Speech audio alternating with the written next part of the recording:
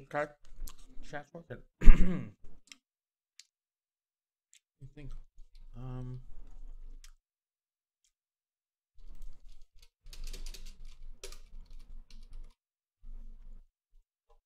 Let me advertise a little bit.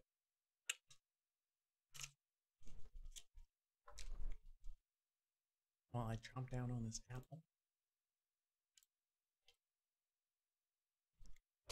Recommended for you, Herman Cain. Trump expected to nominate Herman Cain. Something or other.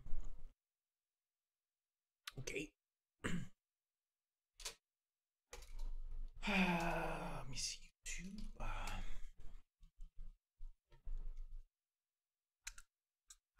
Already Thursday. Middle of the week.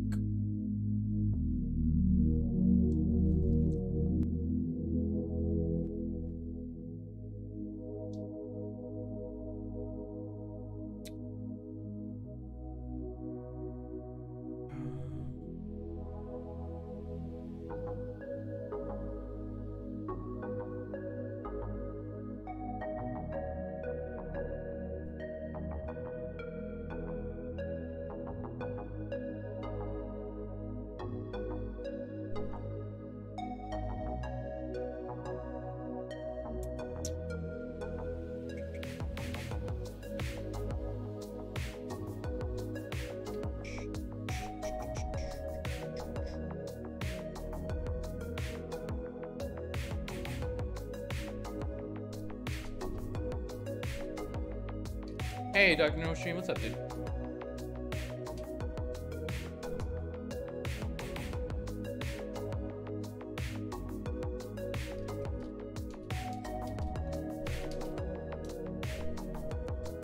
Hey, Jesse, what's up? How's it going, dude? Good morning, or good evening, I guess, depending on where you're at. Music from NRW. I just saw this pop up on, Electronic Gems. Great channel. One of the best. Highly suggest subscribing. They have really good taste.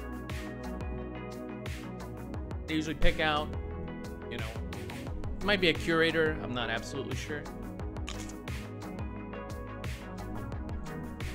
But good stuff.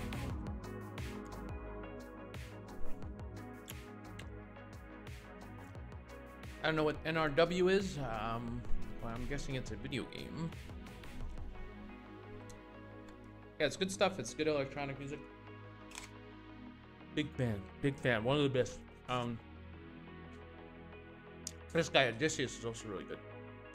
I'm gonna listen to that later. There we go. Turn it down a little bit.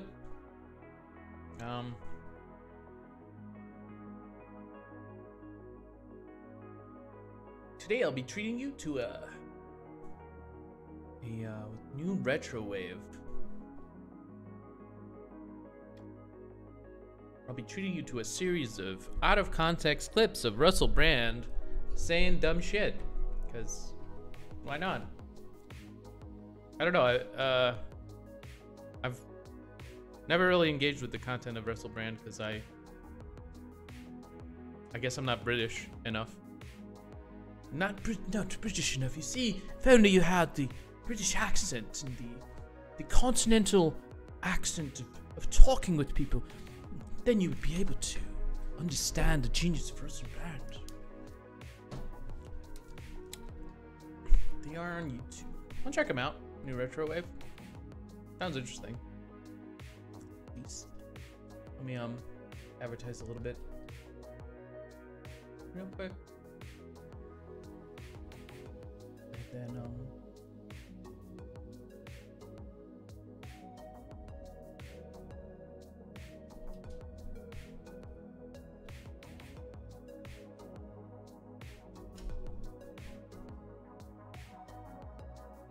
where did I link that? Bad compilation. I think that one's reality is a result of your intention and your attention. It's through spiritual practice that I've recognised that my own impermanence, my own irrelevance, in fact I'm just a person shuffling through life. I ain't really no different now from when I was a little kid. And all I want really is that I don't want that feeling in my stomach that people are being treated badly. I don't want a feeling that people are being exploited. People need to live spiritual lives, all of us. I'm a person, and it's good to have access to the infinite consciousness that is available to all people, but through the five senses is delineated, keeping us trapped on a material plane. We think reality is what we can apportion through the limited instruments of the senses, but reality is, of course, far beyond that. Spiritual data, we don't have the correct instruments. Isn't it interesting how he has access to all this? He just knows that there's so much more to it than the external world. There's this spiritual data, you see, and when you say it with a British accent, it becomes especially important. You could almost pretend that you're just Richard. You're Richard Dawkins now. It's quite right. He's quite the speaker. Yeah, he is eloquent. He is, he's remarkably good, I guess, at eloquently putting forth his incoherent and false beliefs. So, I don't know much about Russell Brand, but all I had to do was Google Russell Brand charlatan, and yeah, there we go. My belief system has been affirmed. See, if you could do this with someone like Chomsky, just Google Chomsky charlatan, and if you get something good, then I might have to change my views about respect Chomsky as an academic with 60 years or something. He's a fossil. I have no idea how long he's been going. He's been going for. But yeah, if you could Google someone's name and charlatan, and you get a clip, you get a series of clips of them saying dumb shit. Maybe I don't know. Maybe reevaluate your thoughts on the person. I know I would. You could probably Google Sam Harris charlatan and find that he has a huge hard on for Islam, and yeah, a little bit of warmongering going on there. I don't know if that makes him a charlatan. There's other points to attack there, but yeah, let's get back to Russell. To receive it, and we live primarily in the realm of the senses. Anything that we're describing through science, we're describing through the prism of the 5 limited senses. Our eyes can only see between infrared light and ultraviolet light. Anything weird. Watch this. He refutes his own point. He says we can't see it, right? But then we have science, which allows us to see it because we have ways of measuring this. But he just said that we didn't, right? So it's kind of weird. Kind of weird that he. The senses. Anything that we're describing through science, we're describing through the prism of the 5 limited senses. 5 limited senses, right? And then he says, well, I actually have knowledge of something that's outside of the 5 limited senses. It's not something described through science. Obviously, it's described through spiritual investigations. Our eyes can only see between infrared light and ultraviolet light. There's light bouncing around everywhere. Our ears can only hear a tiny decibel range, can't hear the noise of a dog whistle, can't hear any high-pitched frequency sounds. Isn't it likely then that there are other vibrations, frequencies, energies, consciousness moving through the universe? Consciousness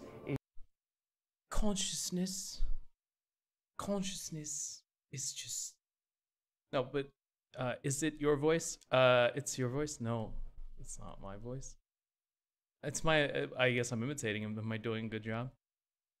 But yeah, this we see things through science, as opposed to what and he just keeps making these claims isn't it likely that there's like an infinite amount of things going on? And it's yeah, maybe, I don't know. How can you say that it is likely? Exactly. What is your evidence for this? What is their basis? How do you do this? This is why I don't like wisdom nerds. They're just yeah, I'm so wise. and all the things from just deep investigations into reality that I've done in a non-scientific way, just totally outside the five senses, because I'm just, I'm able to do that. But scientists, they interact with the world through just, the five senses. They're very limited in that respect. But I can do all these crazy things. I can just snap, and there we go. Into existence comes a set of claims that is nonsensical and probably you can't disprove because they're unfalsifiable. But that's just how it works. See, scientists never do this because they're limited, they're small-brained. I used Steve Jobs' motivational speech in my first song. Yeah, these people are eloquent. They understand how to speak. It's entertaining to listen to these people speak. This is like it's an age-old profession. The preacher, the preacher, what's it called, the storyteller. But he's not telling an interesting story. You see, like, what's the difference between him and Alex Jones? Is that, Alex Jones is basically just entertainment. Like, no one takes his ideas seriously because they're patently ridiculous. But this guy says it with so much conviction and so much by the way, I'm in Discord if you want to hang out. So much I believe this and you should too. That it's you can't really compare them. I don't know. He's an amorphous and expanding entity. I think that we allow our consciousness to be prohibited by our senses, prescribed by our senses, living in the realm of these. Again, your conscience is limited by your five senses. I'm making a phenomenological claim here. You can only experience the world and your five senses, as opposed, again, to me, who experiences with the sixth sense. I've opened my fifth eye. I've opened my chakras. I've opened my asshole, and I've received the big red pill of the universe right inside there. 5 apertures into our reality, but reality is limitless. Space is infinite, time eternal. Through yoga, one can temporarily break the bonds that chain us to the mundane, the mondial, that which is of the earth, and we can temporarily, at least, receive a taste of the infinite. This guy is too. Here's my point. I'm pretty sure this is like drug philosophy. And he's been on a trip. Like, this sounds a lot like Sam Harris DMT, or Alex Jones on DMT, or any of these guys who've taken psychedelics. Jordan Peterson, take a higher dose, bucko. It's like, yeah, you can take a mind-altering drug and it will change your your perceptions. But it's more like you're experiencing a dream, because you can do the same thing. You can go to sleep, have a dream, and then the difference is that you don't wake up and say, I have a radically true and interesting way of interpreting reality now, because I just had this great dream, guys. Let me tell you about it. You see, I actually saw into the 5th dimension. And I now have access to this knowledge that scientists, they don't have, because they're fucking STEM nerds. You see, I'm a wisdom nerd. See, I only use wisdom, which is, again, undefined, and just kind of like, yeah, I have this. I got this. I got wisdom. I've got wisdom, guys. I just know these things are true.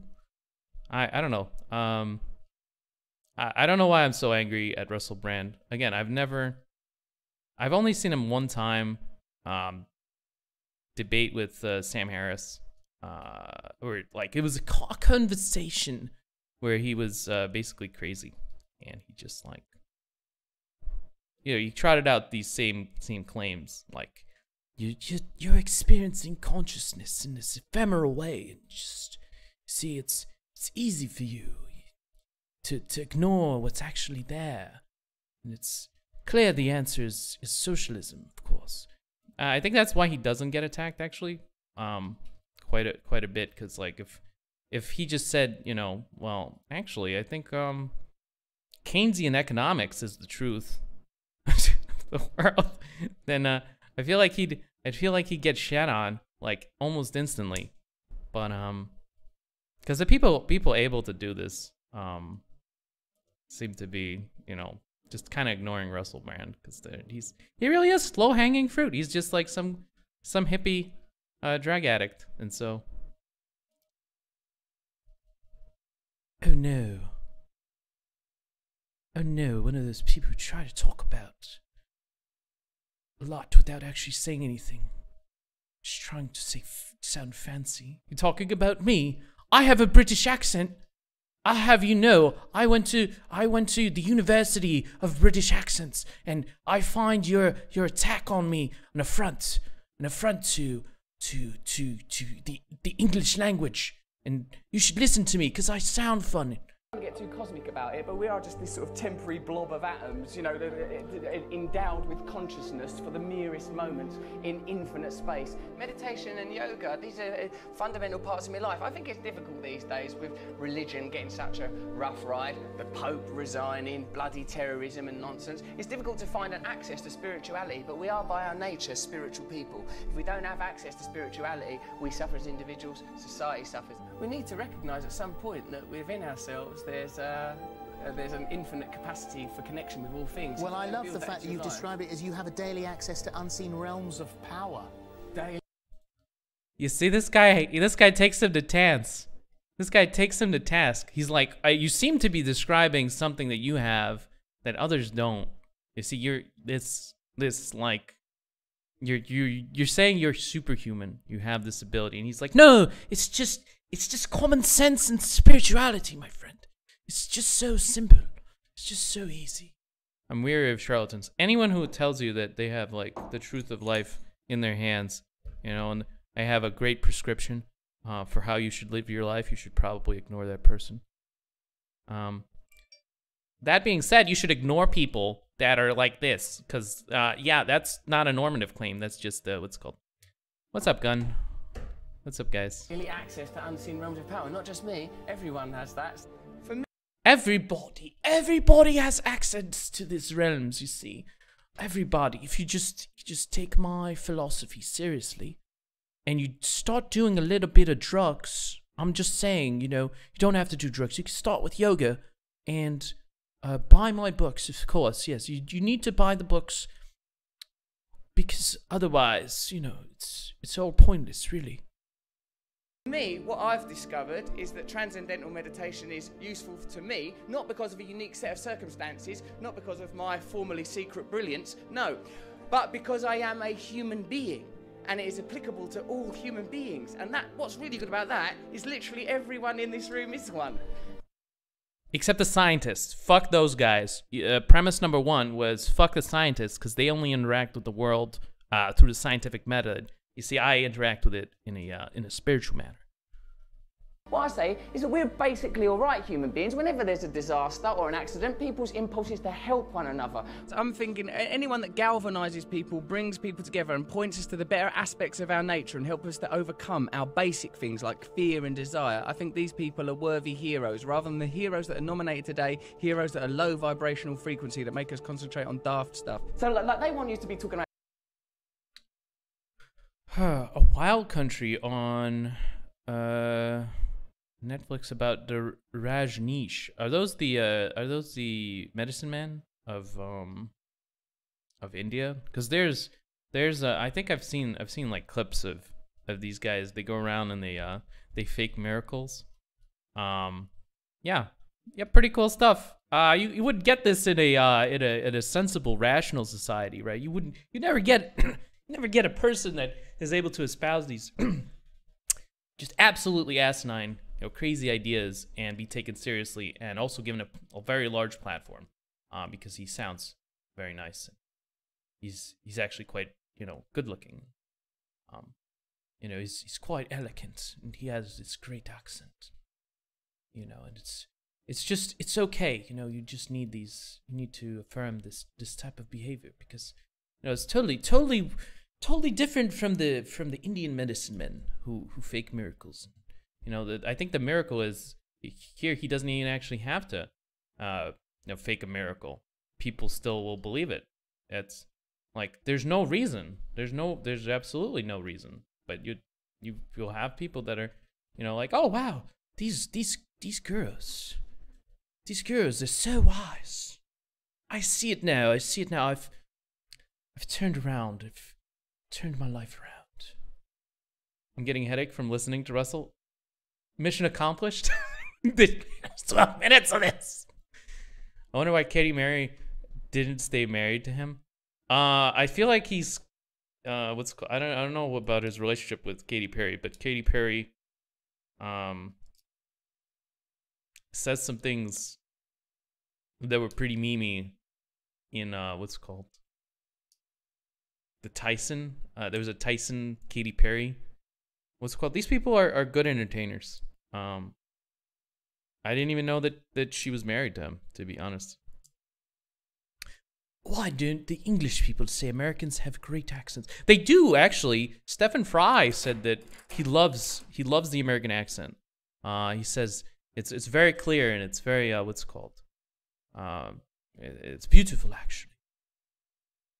It's quite a bit like, I don't know. Whenever I try to do a British accent, I think I end up doing my Stefan Malamim impression, and yeah.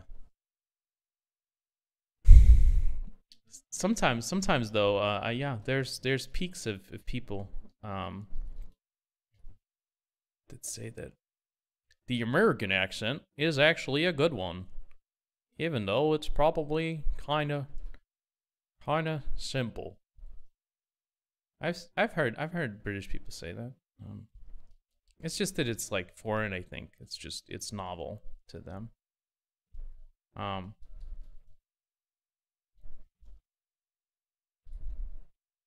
But yeah, Stephen Fry went on Sam Harris, like I think it was a month ago, and he did his American accent impression. That always like, oof! I didn't know you could do that.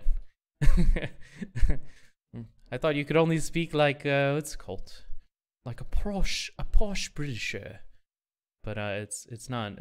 Yeah, they can imitate us just as we imitate them. It's very scary. But yeah, I don't know. I think I spent enough time on Russell Brand. So you don't need a deep knowledge of anything really to take apart Russell Brand.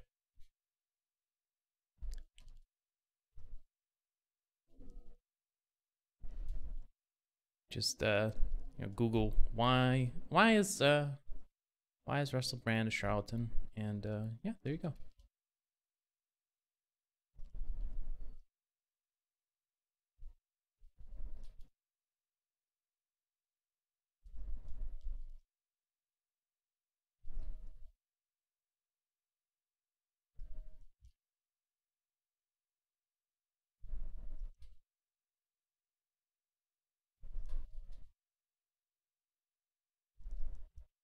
What? Yeah, I promise I won't play any more Russell Brand clips. That was the end of it.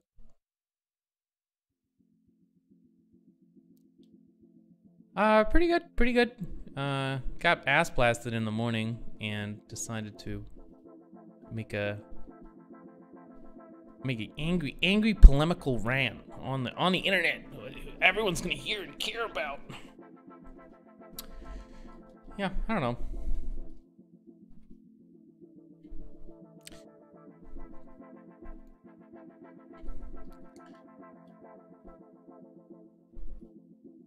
I think he's right about something. I think people are always looking for some sort of meaning. It's kind of like we're meaning machines. The thing is that I think he's found a good answer. Or in his estimation, a good answer. Let it go. He's gone. He's gone. He's gone. He's going for the pines. He's going for the pines. I was gonna talk about someone else. You don't know me. You don't know me. It could have been anyone. Could have been Kermit. Could have been Kermit just as easily.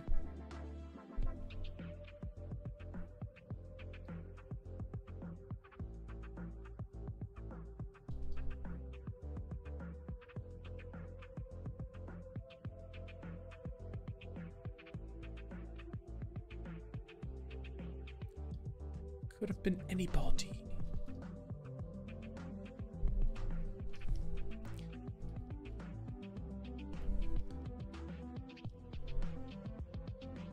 But yeah, he has a book out. You can read his book.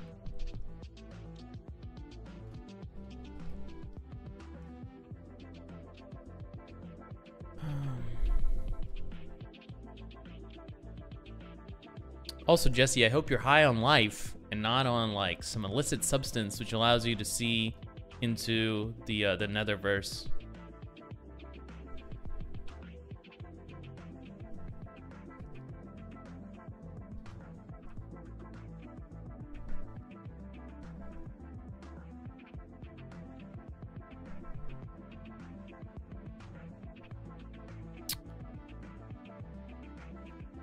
I did not come prepared for this podcast, TBH, as usual. So if anyone has conversational topics that I could chime in on, tell you about why you're wrong.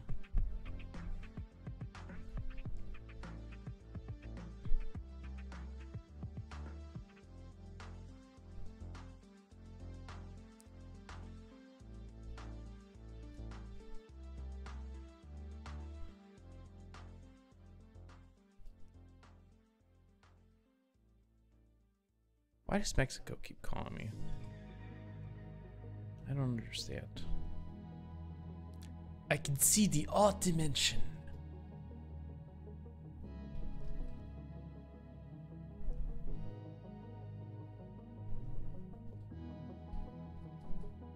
Yeah, what's that like?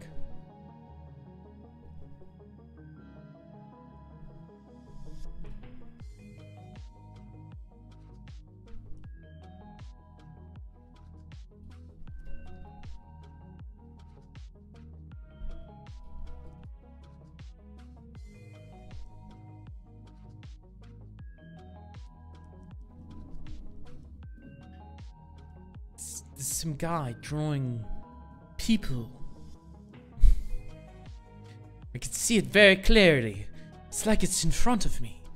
It's a woman and two short people.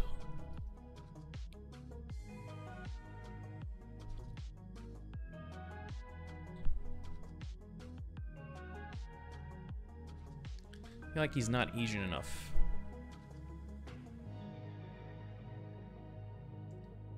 Gotta Asian him up.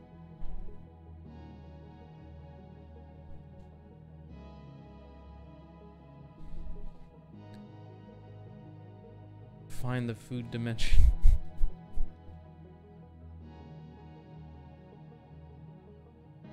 Just go outside, man. Go outside. Get some shawarma. Shawarma or gyro, that's like my favorite food. I ate so much of those sandwiches. I don't know. Big fan. Pizza? Yeah, pizza does sound good. Awesome. Yeah, let me know, Gun. Looking forward to it. Some fries. Classical Jesse. Regression towards the fries.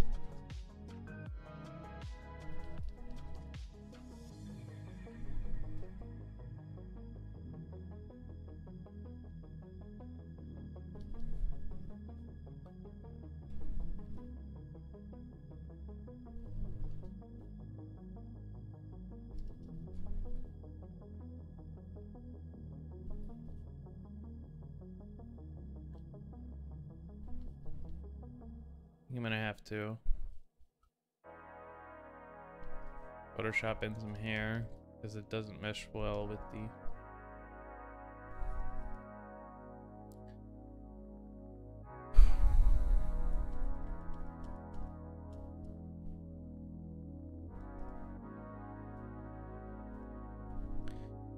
I used all my skill points in art, and I lack cooking skill.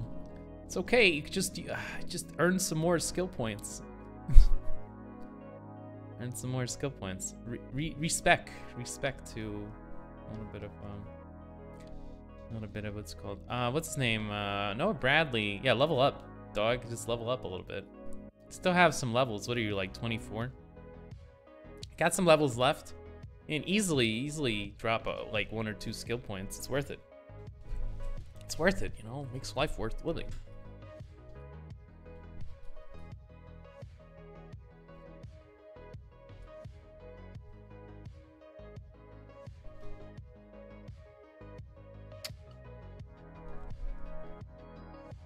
Max level cave goblin. You have to transcend the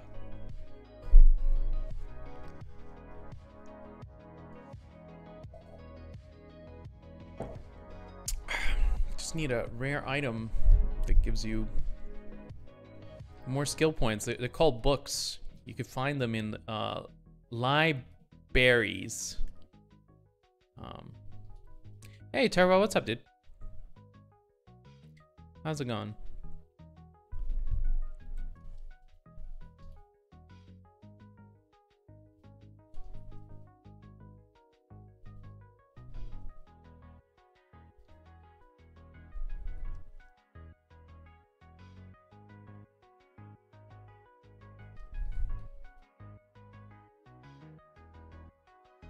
I just write my own books.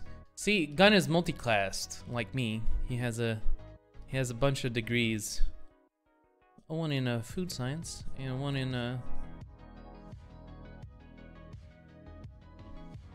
book writing.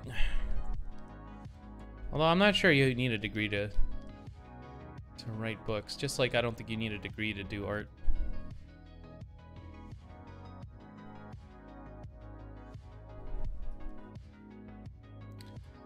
Jesse K is also, it sounds like what's called, oh, history degree? Oh, wow. Oh, maybe you could refute the point that Cash made a little while ago that Sargon of Akkad is actually a huge history buff and knows all about the histories. Because I'm not that well versed in history. I'm not a historian. I try not to touch it.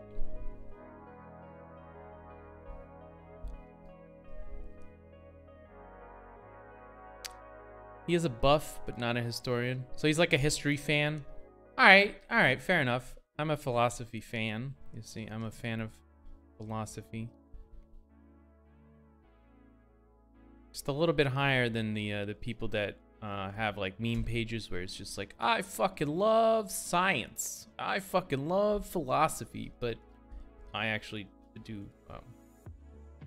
the reading and engage with the arguments and stuff and try to formulate something.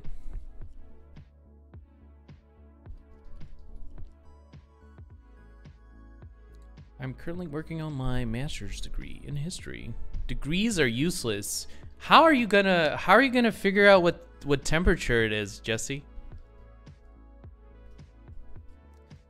The red pill. Degrees are useless. Degrees are useful. Depends on what. Maybe art degrees are useless. I think that's what you were trying to say. Haha, got him, dab. And even then it's just like, well, if you think about the networking that you're able to do while in college at a place like Art Center, then it becomes very quickly evident that they're totally not useless. It's all, yeah, you could get a job based on, you know, knowing the right people. And so it's very, very useful. Your head hurts every time we try to discuss philosophy. My head? My head hurts. Yeah, because you have like some kind of weird furry nonsense. You try to inject. It's just like, yeah, well, the furries are legitimate. Yeah, degrees are useful for teaching. I agree with you. That's like, you know, that's kind of a, you know, kind of a bottleneck though, because it's like, yeah, degrees in gender studies are really great because you might want to teach people gender studies someday.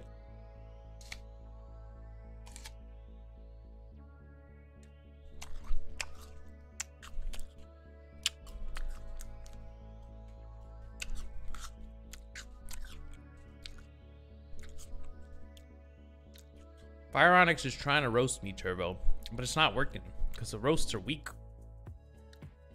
When you come at the king, you best not miss.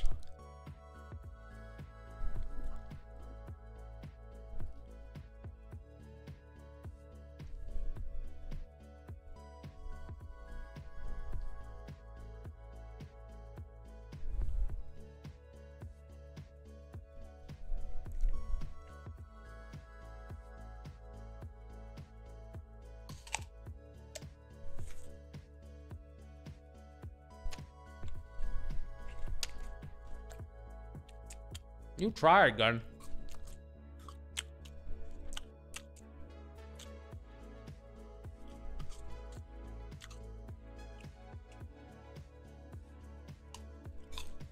Don't try it. Don't you dare roast me. I am unroastable. I am beyond criticism. I feel like someone, I feel like when you ask the question, you know, who don't you view in a critical manner, it kind of implies the conclusion that someone is above criticism somehow.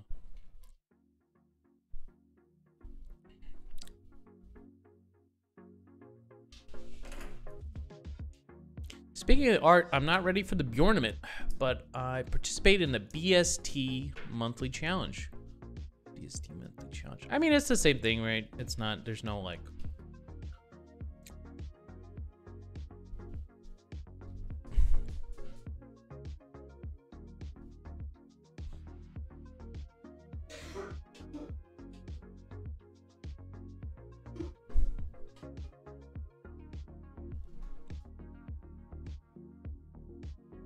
Never heard of that, but seems interesting. Tyler Edlin. Hello everyone, welcome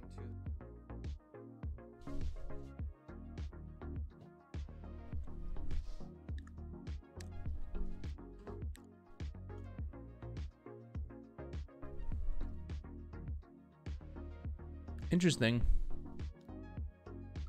Tyler Edlin. I feel like I've heard that name before. He wait, he took the fucking he took the branding of Feng Zhu. He took Feng Zhu's branding for the videos. I like that's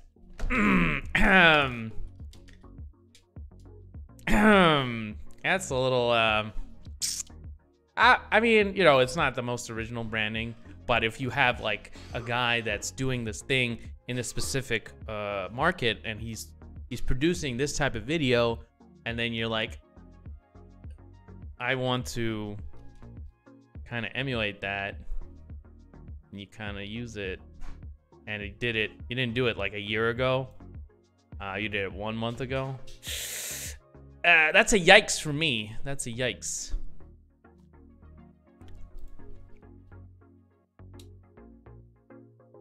Let's see his work. Oh. Hey, yeah, I like this.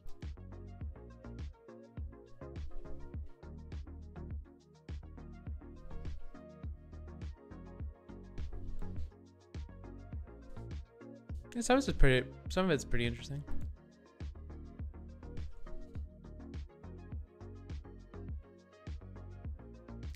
Kind of meh. Characters are always kind of meh, but some of the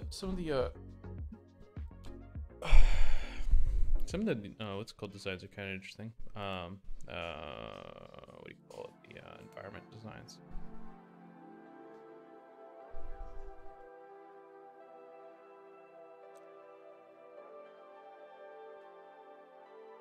Yeah, this is pretty strong. Oh, that's why. Okay. I was like, wow, that's a considerable step up. I like that he shows you his process. I feel like the 3D is actually much more impressive than the 2D work. Like he might as well just show off his Let me see. What's this? Oh god. What is this website? I don't understand what this website is. Some value thumbnails? You got the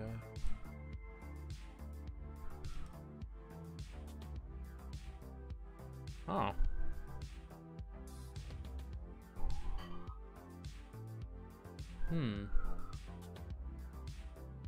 Didn't Tyler Edlin make these tutorials in YouTube? I don't remember.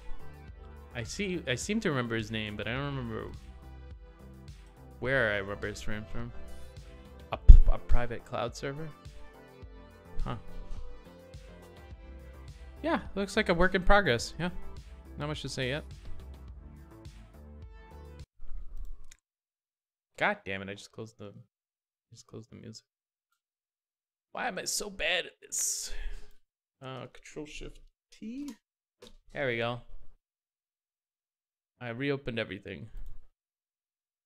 And my porn didn't reopen. Awesome. Great. Ooh, that's always nice. Yeah, work in progress, work in progress. I can see it. Yeah, send it over when it's farther along.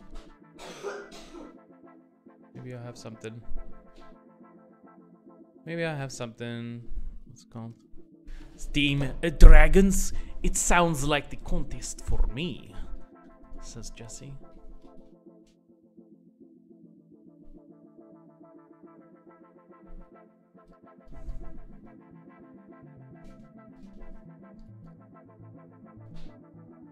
Dragon do. Fleur do.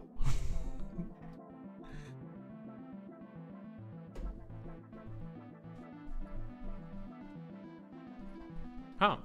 Interesting. Yeah, if you find it worthwhile, do it, yeah.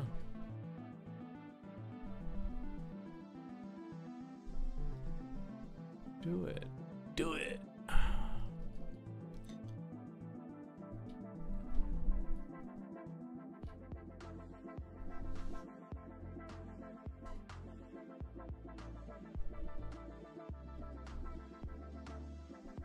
Where can I find this challenge?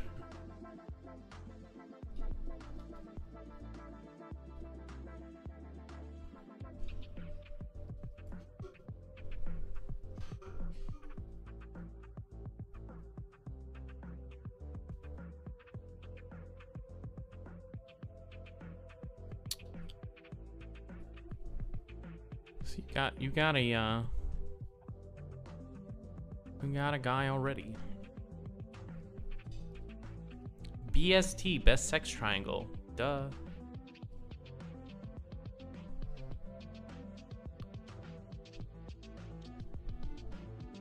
With Chuck Tingle as the author.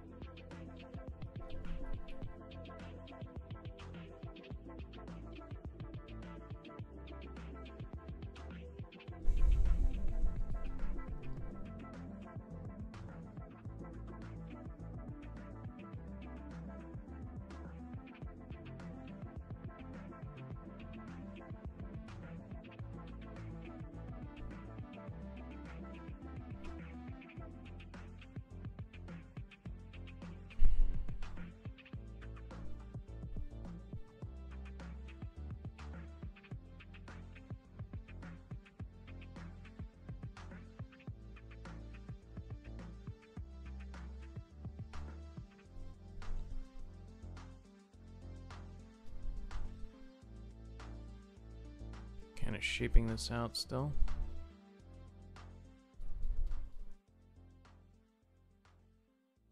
Screwing around with the shapes.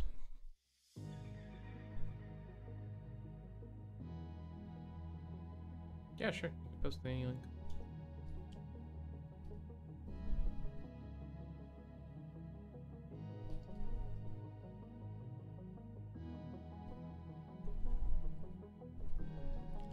You never know what people are interested in. So.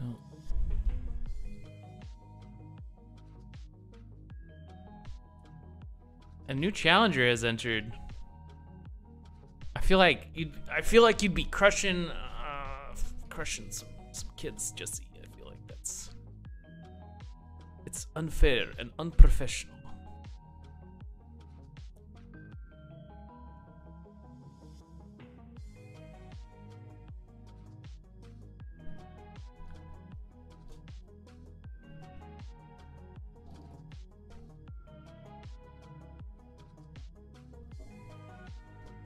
It's valid for one day.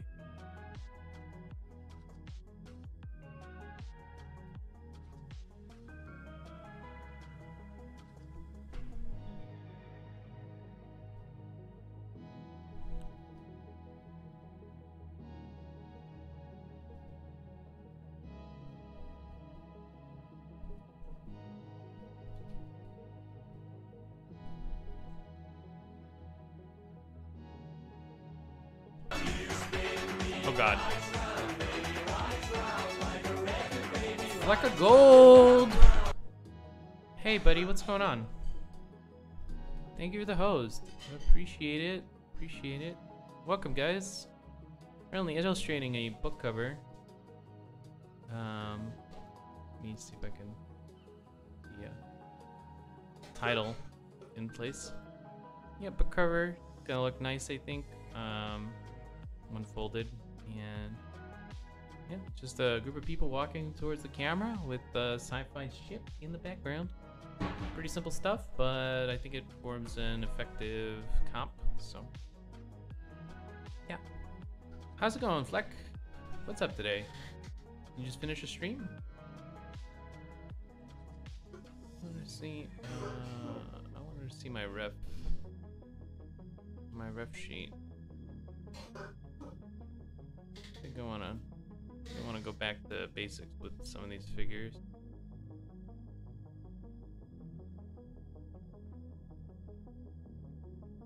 I like to sing about the moon and a June and a spring.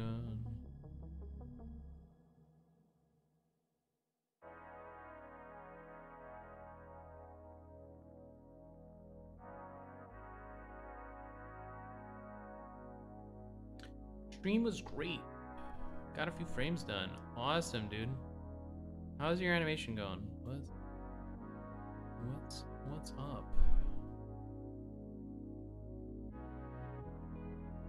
Ah, thanks. Yeah, I think this one is turning out okay. We're a lot better than the previous one, but yeah, let's see. Let's see where we go. Kind of want to screw around with his pose right now.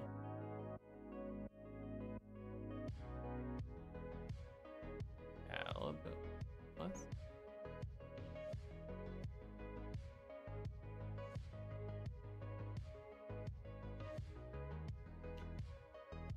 Got swag, right? I love the freaking look of it.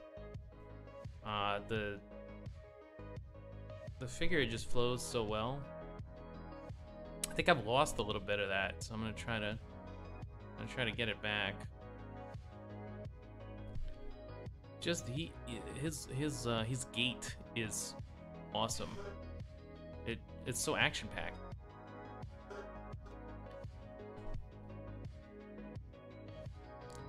So action packed, and he's got all these great folds too that I wanna borrow.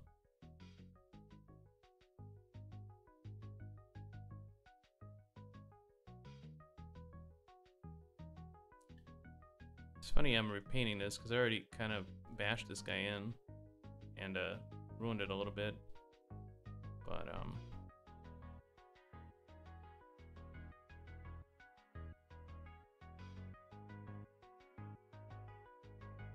That's just how it goes.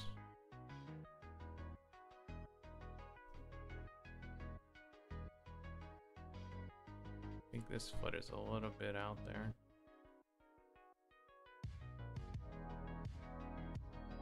Buy a pizza. See you later, Jesse. Come on by when you're less fucking less high, so we can have a conversation.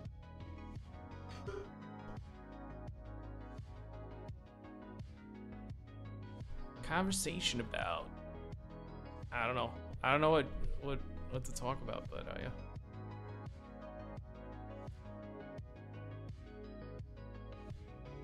Maybe we could figure something out.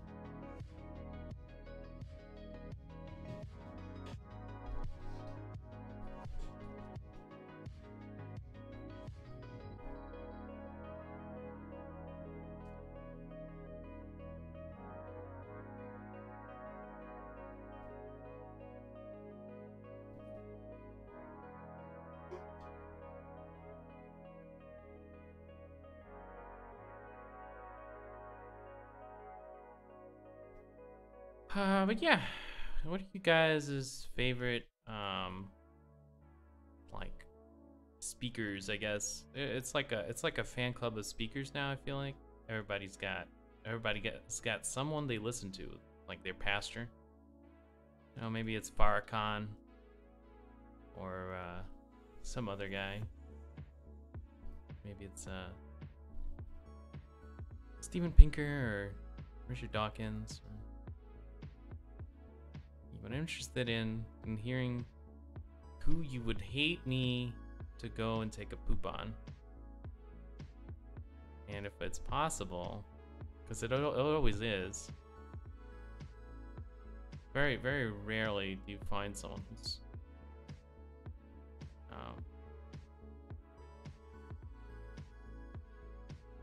not worth pooping on. You know, kind of goes back to, if you be without sin, cast the first stone, right? Who can make judgments about other people, right? And it seems like everybody, because everybody throwing rocks. The Prophet Muhammad, Islam is just inherently a ideology that has, you know, was created for warfare, you know, so it's really no surprise that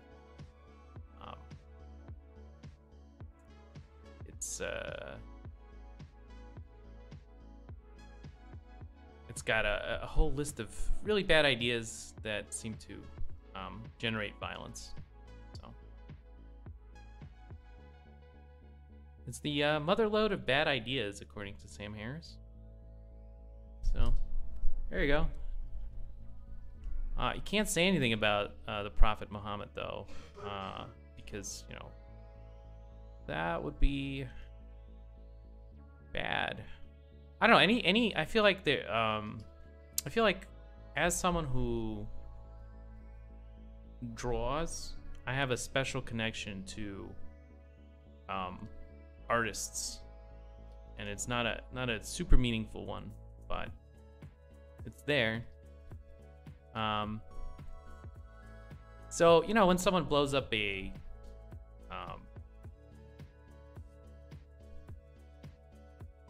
cartoon or a comic generating institution like a newspaper, it's like I'm under attack, you see, because it seems like anything that could, you know, possibly lead to this is an affront to my ideology, which is artists are cool and you shouldn't murder them. It's a very, very, very eloquent and well thought out ideology, you know. Yeah, so yeah, I feel like Draw Muhammad Day is a good, just a neutral good. I always hear people saying something like, well, what about people who become afraid, you know, because they feel like their ideology is under attack because people are drawing Muhammad. You know, shouldn't there be some politeness? You know, I find, you know what I find like very impolite? Yeah, literally murdering artists. I find that just against my etiquette. So, yeah, I feel like drawings are okay. Something about drawings, you know, not as bad. I can't put my finger on it, but I have a moral intuition that one of those things is not as bad as the other.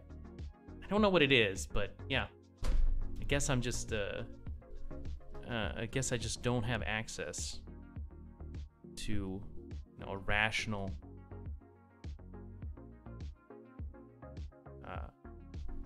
framework here.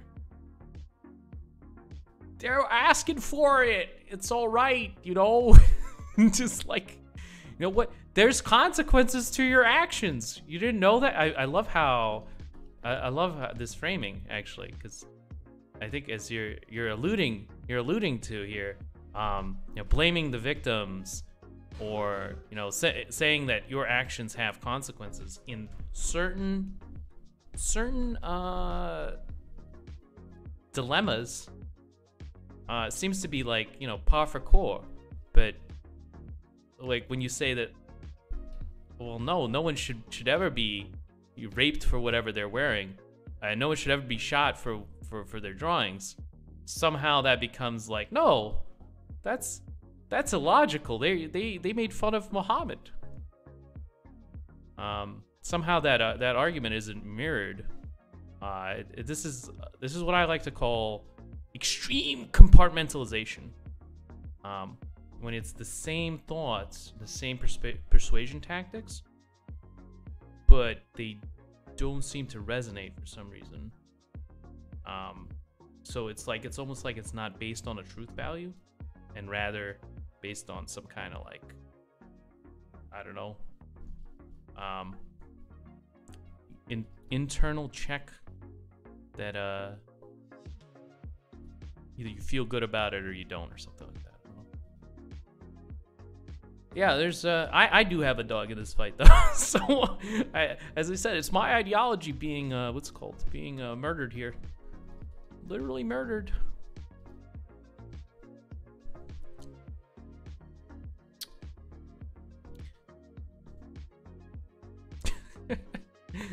So yeah.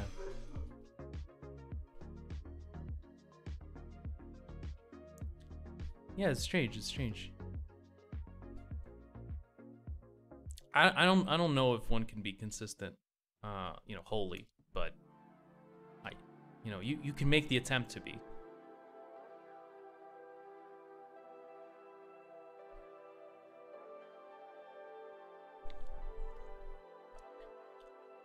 And that, you know, that I think that's what separates someone who acts in good faith. Let's call him a good faith actor.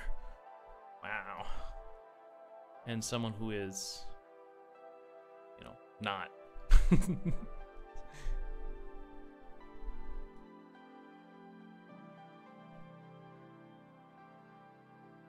Oh yeah, yeah. Yeah, but they made the drawings, dude. What don't you understand? Those drawings, they were there, you know. It's like, and of course, those drawings this has nothing to do with Islam. The literal drawings of Muhammad, they have nothing to do with Islam, and the consequences have nothing to do with Islam. Do you see what I'm getting at here? Like, these people are not. It's just as bad as Trump, who's just as bad as Hitler. Don't you see? The connections are right there. Yes, it's terrible. It's terrible. See,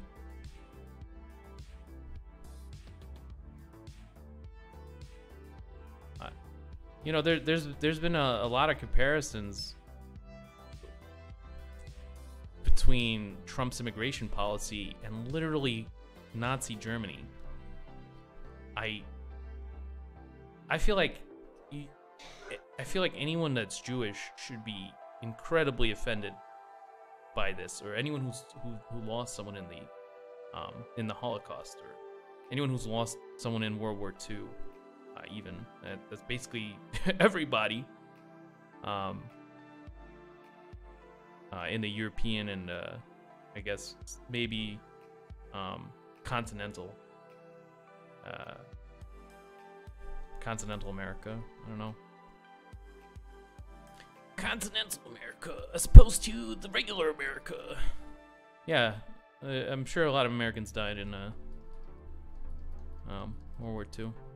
And this comparison where it's just like, yeah, it's just like when Hitler annexed Poland and started just systematically murdering the Jews. It's just like it. Yeah, it's just true. Just like, what? Really? Is it though? I don't know. I'm deeply saddened, and the only response I can generate is just you know, laughter, because it's just, yeah, it's, wow. This is some, wow. It's just the reality that we wake up to every day.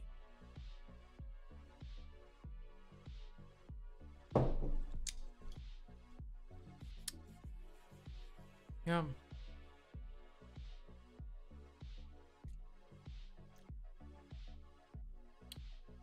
It's pretty bad.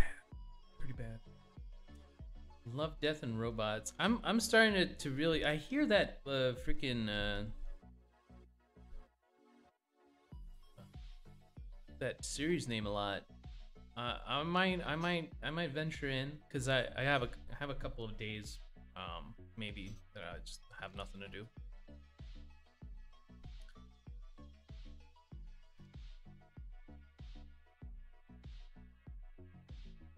Might check it out. The premise is pretty interesting.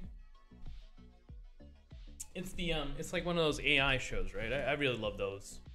Yeah, I'm just double check real quick. Hold on, because this Love, Death, and Robots.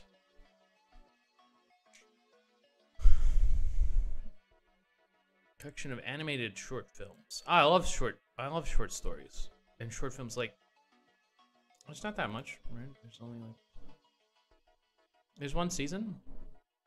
Let's see what IMDb says. 9. That's pretty high. That's pretty high. That's pretty high. I'm gonna wonder. Netflix though. So maybe it's worth it. David Fincher and, well, yeah, I mean, yeah, I love Black Mirror, and they kind of suggesting it as, oh, I love Rick and Morty. I might check it out.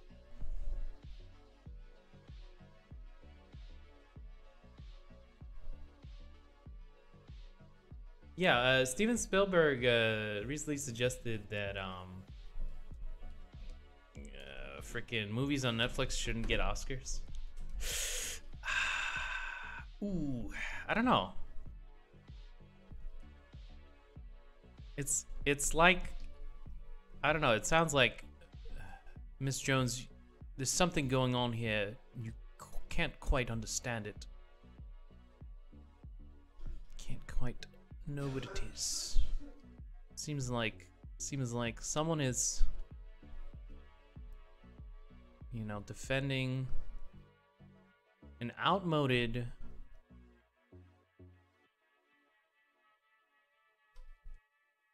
really outmoded now. I feel like most people are like couch potatoes like me, who only go to movies to socialize, you know? Like when I'm going there with friends, you know, that's fun. That's a different experience though. It's not when I want to watch a movie. Now when I watch a movie, I want to sit in front of my my computer. You have a lot of I don't even know if I can take a Rick. You have a lot of questions, Morty. It just sounds like Alex Jones, I think. Oh no, Rick. No, that's not where you put that. Oh no.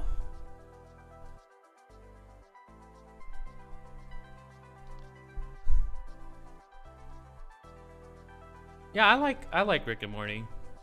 To be fair though, you have to have a pretty high IQ to understand the jokes. Very, very complex jokes. Oh my god.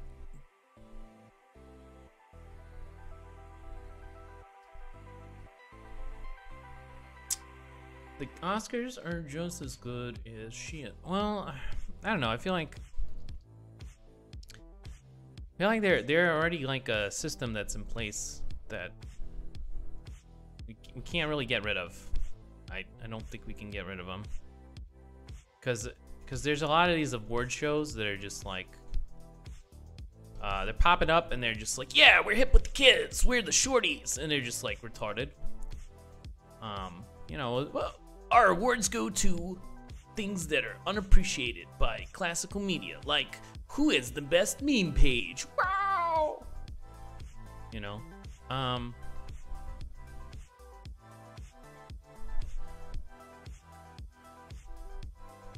you know, just really interesting stuff. And they always pick like, I think the last winner of who was the best meme page is Fuck Jerry, who is a notorious for stealing content, or at least, you know, that's what I've heard about it. I haven't actually investigated.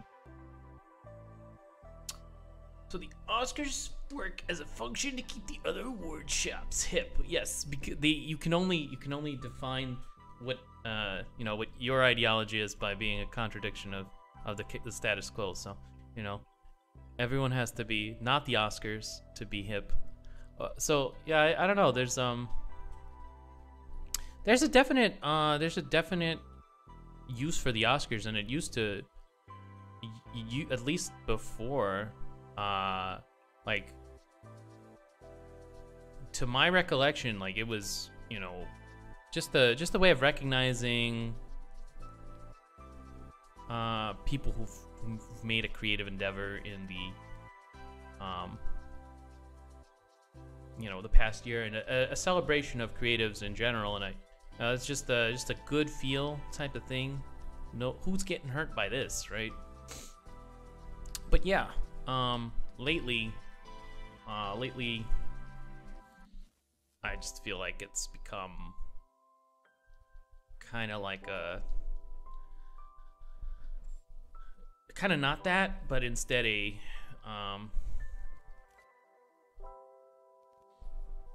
celebration of someone's ideology triumphing, and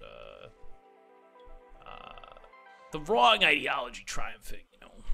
So why didn't Roma get an Oscar for best movie? You know, question like that.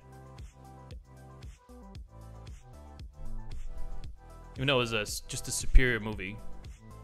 Why?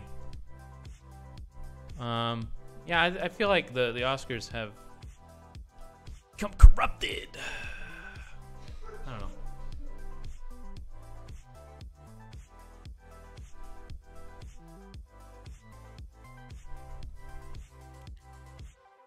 Yeah, I feel like there's some stuff that's wrong with the system there.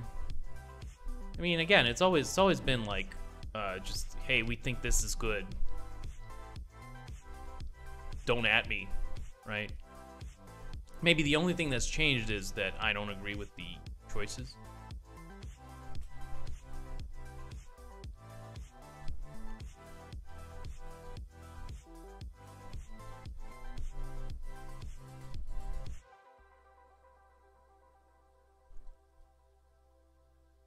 But yeah, I don't know.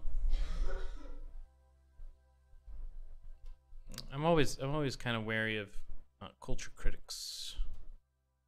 Just, you know, we'll tell you what to watch. Just up to this point, I've been on board, basically. Right above, work hard, so you start hedging bets for capital game. Every time you say something with this voice, I see Clint Eastwood. Hi, hey, dear Bard, what's up, dude? The corrupted. That's the what's it called? That's actually my imitation of I guess it's like Sam Hyde. Maybe. I don't even know who I'm imitating there. Just someone that's like rambunctious and out there and crazy.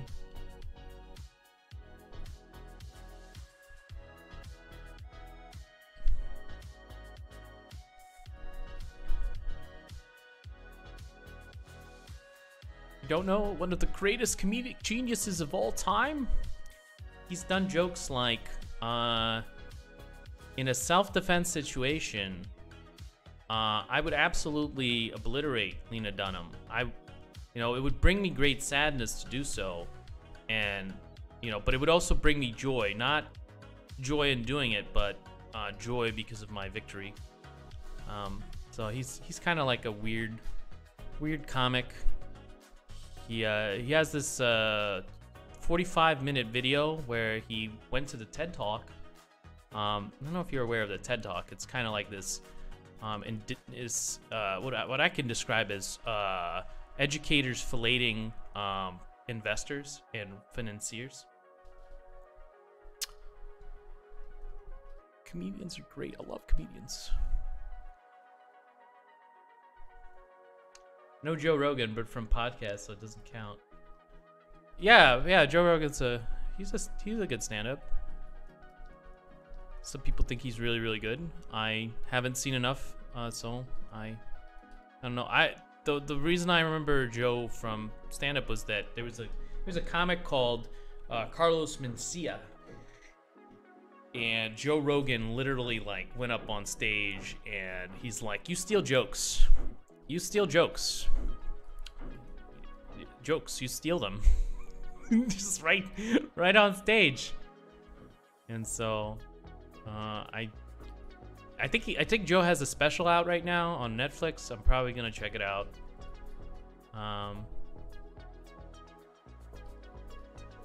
think I made him too womanly.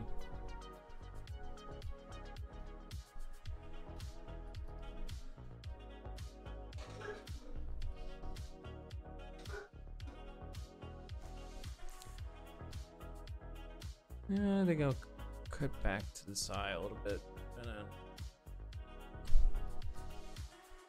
maybe roughen up his features a little bit.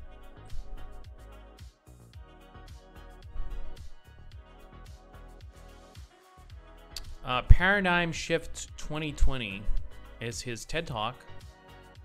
If you want to check out more by Sam Hyde, I would highly recommend his TED Talk as your entryway into Heidianism. He's very funny. I would rate him as one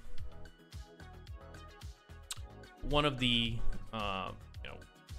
one of the greatest comedic geniuses of all time, our time, rather. No man, I want the peace.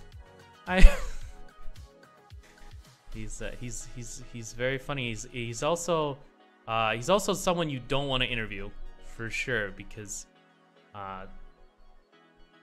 the way Sam Hyde performs is the audience that's in front of him is never the true audience.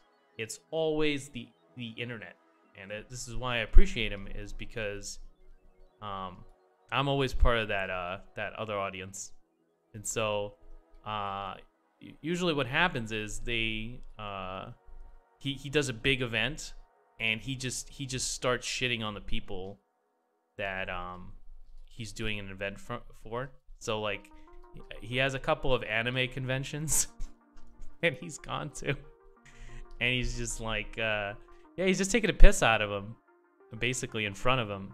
It's just like, it's fun to watch when you're not part of that group that's getting just absolutely roasted. Yeah, so I recommend Sam Hyde. He's one of my favorites for sure. He had a TV show on Cartoon Network, but they got rid of it. think it was too funny. It was called World Peace, $1 Million Extreme. But the comedy is really out there. It's very, very, very, very weird. It's very strange. Not for everybody. But yeah.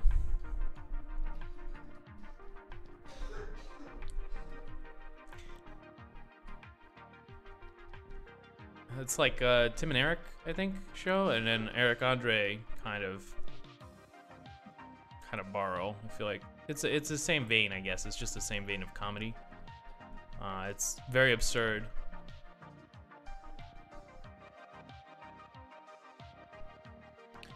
All right, catch you later, Gun.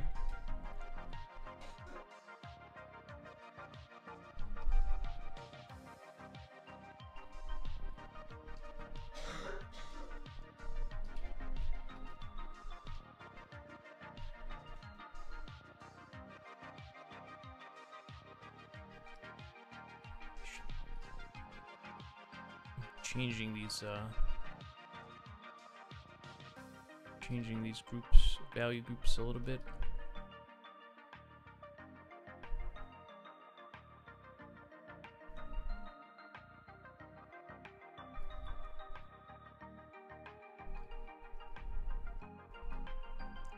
And picking up his ears.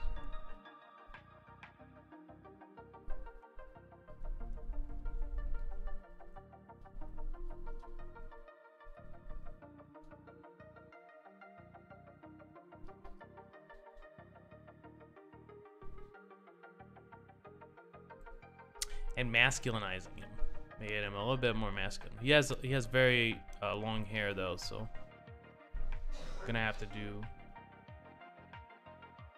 Great, I see what Zalen reported is happening to me too. I don't see comments in chat. Oh, that's because that one's from YouTube. That comment is from YouTube. But you could see it on the left side of the stream. Yeah, it's... They're hiding the comments! They're turning the freaking comments invisible. I think I'm getting a little sick, so I'm gonna refrain from using the Alex Jones voice. Because it hurts. It hurts my voice, man. Turning the freaking comics gay.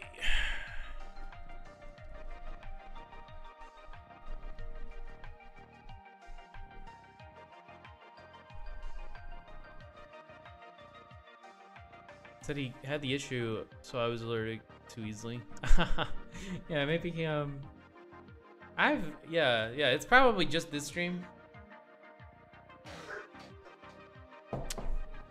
Because I'm streaming on a couple of platforms just in case someone wants to come over to Twitch, and yeah, I'm trying to get Twitch more viewers. That's what I'm trying to do here.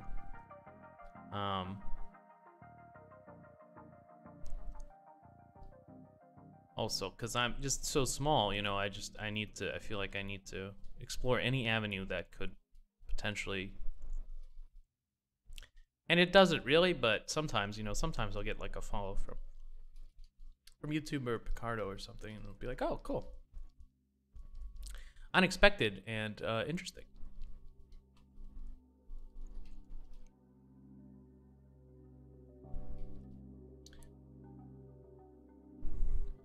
Yeah, not like I'm a big deal on Twitch or anything, but yeah, I just have more people, more than 0. Thanks, dude. Yeah, I try to stream. It motivates me to paint, and I like talking to people while I do this. I even like talking to people like through voice chat too. It's pretty fun. Usually we get into arguments about minutia, but yeah. Hell yeah, doctor. It's good. Keep it up, dude. Yeah, I took a break on like I think it was Friday or something or other. But yeah, it's yeah,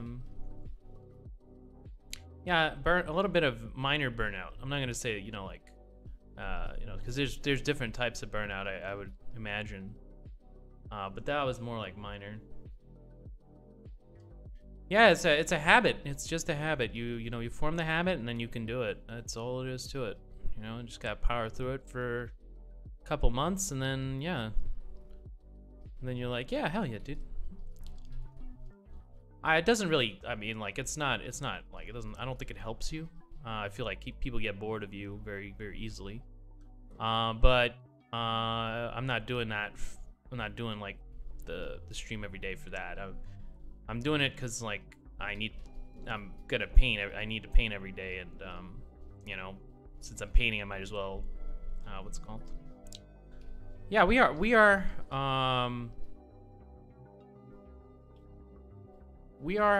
creatures of habit. I've heard this, and so you know, habits can be good.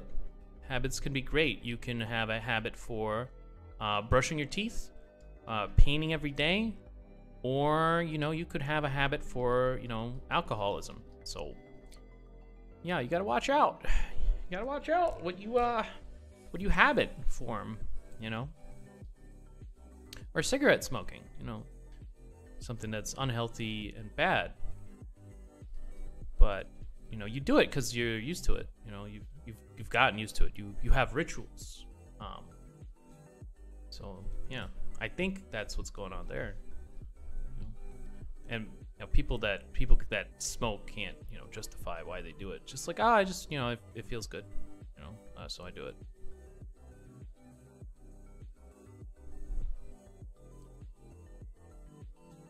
All this since I started drawing. Yeah, drawing is a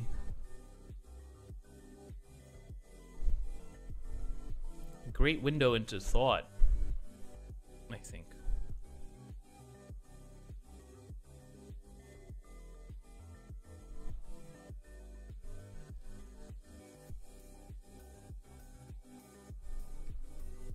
Because it is more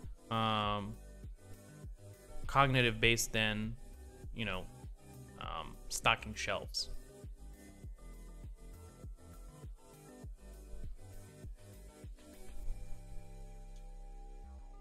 Interesting.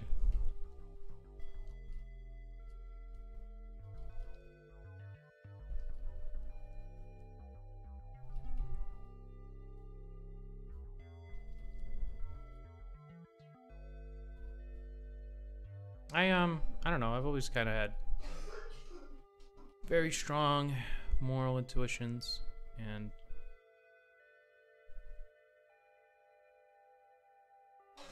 probably because the television tells me how to act. You see, I get my ethical or moral framework from the telly, and so yeah, I already knew because I watched a lot of children's cartoons that smoking is bad.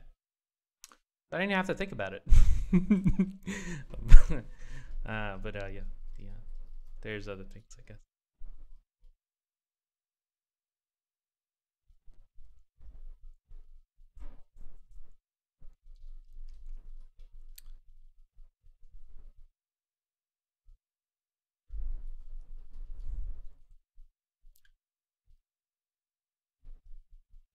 I'm gonna flip it over, see what happens. Flipping things is a good habit to have. Yeah, that's another one. Just outline. Smoking bad. Flipping canvas good. Unga like this moral framework.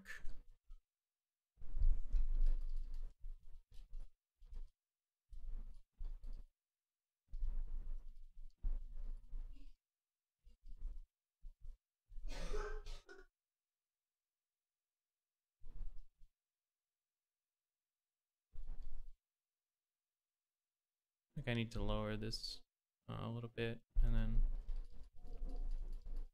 be good. And lower the skull cap a little bit.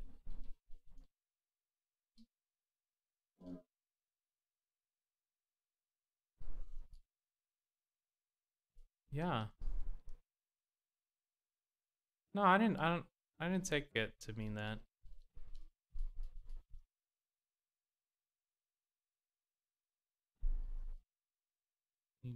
Life.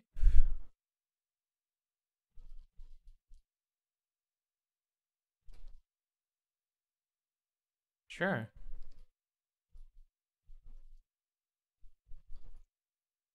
Not a lot of people are very mindful of, you know, or introspective, so yeah.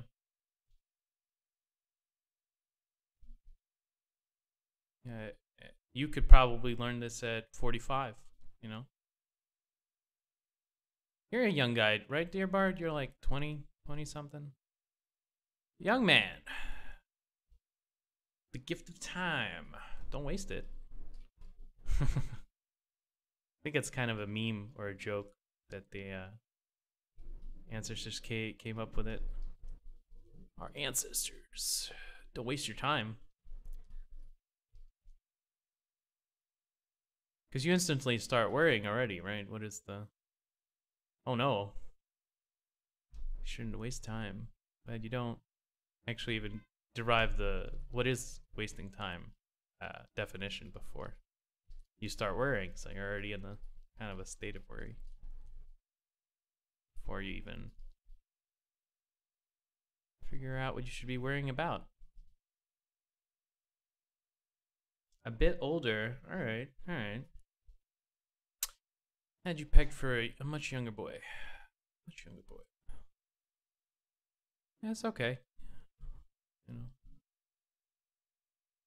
We all get old. Sometime.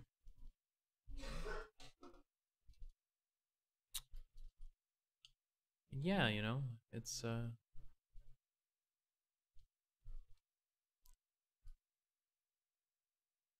it's a great Ukrainian parable. Sometimes they say that wisdom comes with age. It's not true. Sometimes age comes alone. You know, so we tend to privilege the elderly because they're old. But should we? Probably not. Yeah, absolutely. Unless we're using it as an attack vector. I mean, I guess some people don't, but like there's a general presence to old people that you don't want to really like. Respect your elders is kind of like canonical in almost all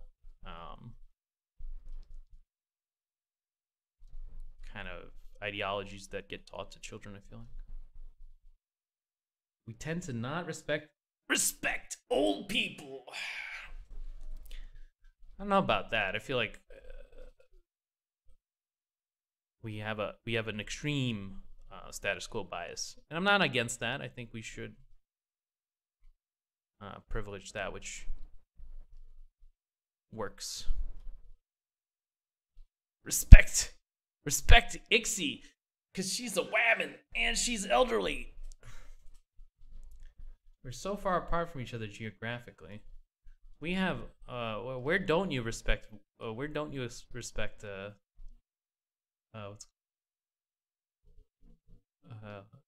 your elders? Maybe perhaps it's a cultural thing. In some countries there's even elder worship, like Japan, for instance. You know, so yeah, it really depends on where we're talking about. Maybe you have like some sort of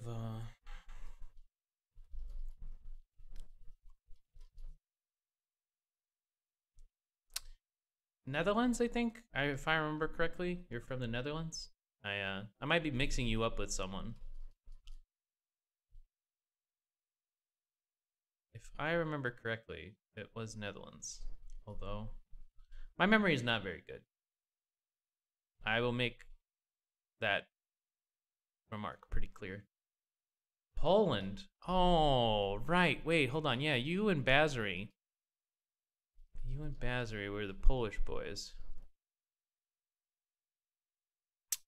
In Poland, they don't respect the elderly? I find that hard to believe. You guys are more conservative. You privilege the even the not even the status quo, but the previous to the status quo modes of being. So it seems like.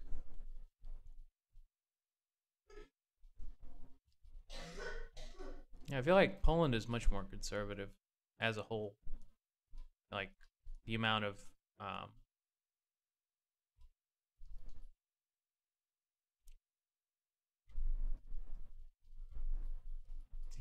what's called. So I don't like, for instance, I don't think you have a very strong Marxist-Leninist presence, other than to make fun of them, you know, because in like the Ukraine they have something like that, and it's just like, it seems like the whole world praises the youth now only, but there's a capitalist cult of the youth. That's true. I'll agree with you there. There's definitely because the young people buy products. You know, there's no reason to.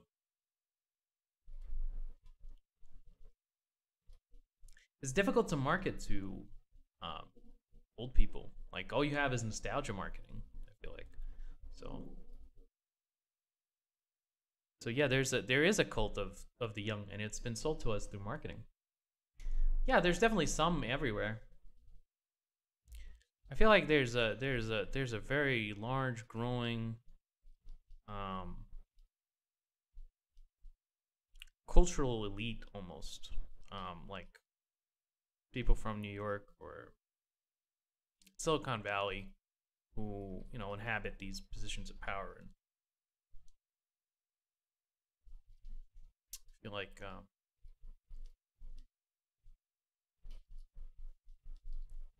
feel like it's very popular right now.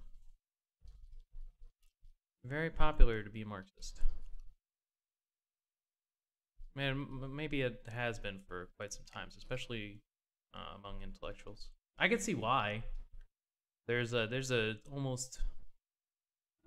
quite a few premises in Marxism that are just, you know, kind of irresistible to someone who has the religion of compassion in their heart, and it's something that is, you know, something that is ubiquitous. It's everywhere.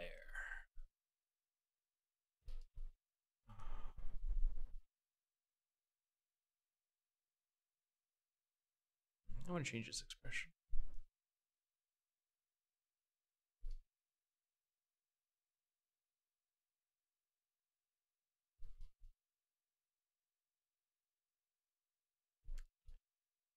Yeah, I think Poland is a little bit more conservative, especially now. I know the immigration policy is much more conservative in Poland than what's it called? Than around here. Around here.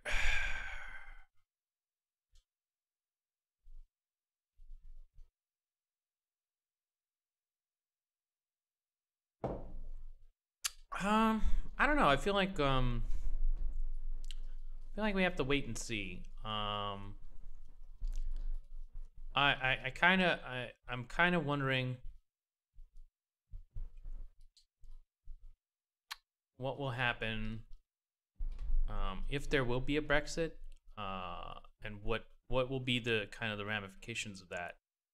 And so, like, I'm not a big fan of Brexit because it's definitely something that kind of aligns with the interests of the people that I don't like, namely, you know, the other foreign powers, like Russia, for instance, has wanted an end to the EU for as long as it's existed. So it's not great for Russia to have the EU around. I feel like Brexit is kind of strengthening that goal.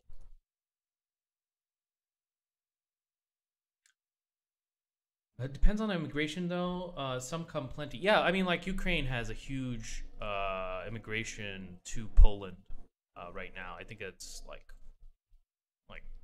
just people going to Poland. No one coming back. For instance, right?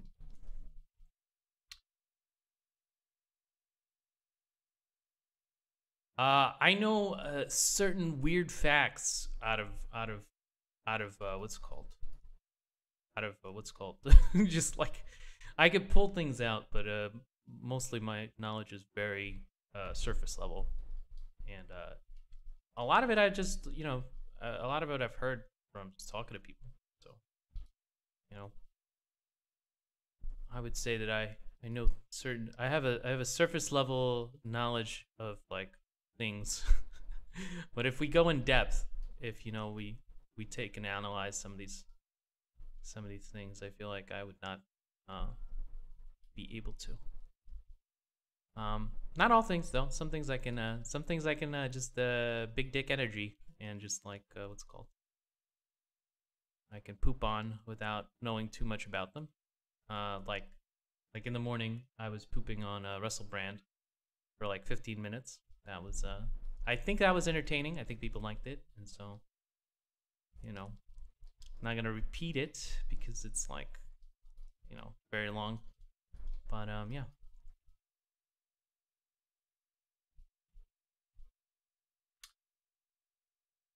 We need immigrants because some of our people had immigrated to the rest of Europe. Where are you from again, Doctor?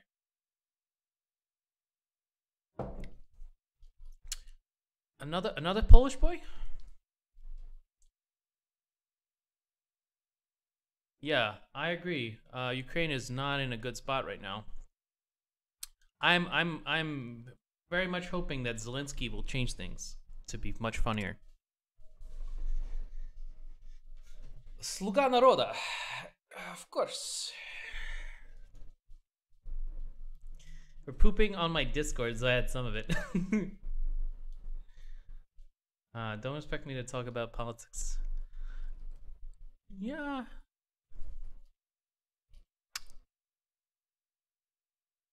I don't know. I have stupid ideas and I like to put them out there. I'm just, I'm always waiting for someone to tell me that I'm wrong. I'm not gonna be like, oh, well, actually, I'm waiting for those good arguments. Because that's all I have, that's all I have. I have a series of arguments that are convincing to me. That's it. I don't have anything else. I don't have or I try not to, There's obviously things I believe that I don't have any reason to believe. Russia bad, for instance. There's no historical background to that.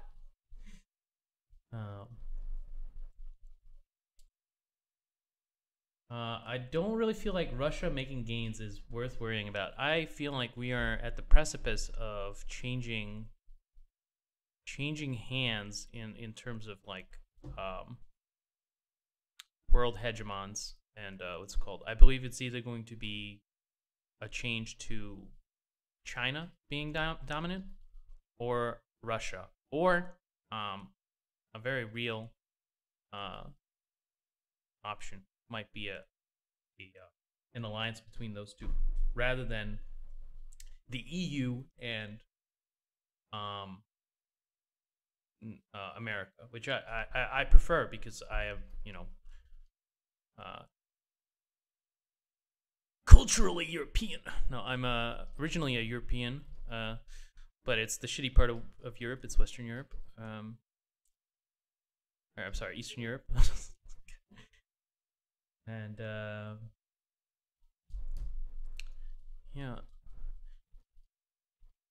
yeah, but they have this knack of being able to walk into some country and annex part of their land, like Northern Ossetia or something, and no one does anything. So it's like it's always just really funny to me that like when it happens again and just like go into Ukraine and annex Crimea, and it's just like, oh, that's really strange. They don't do anything about it.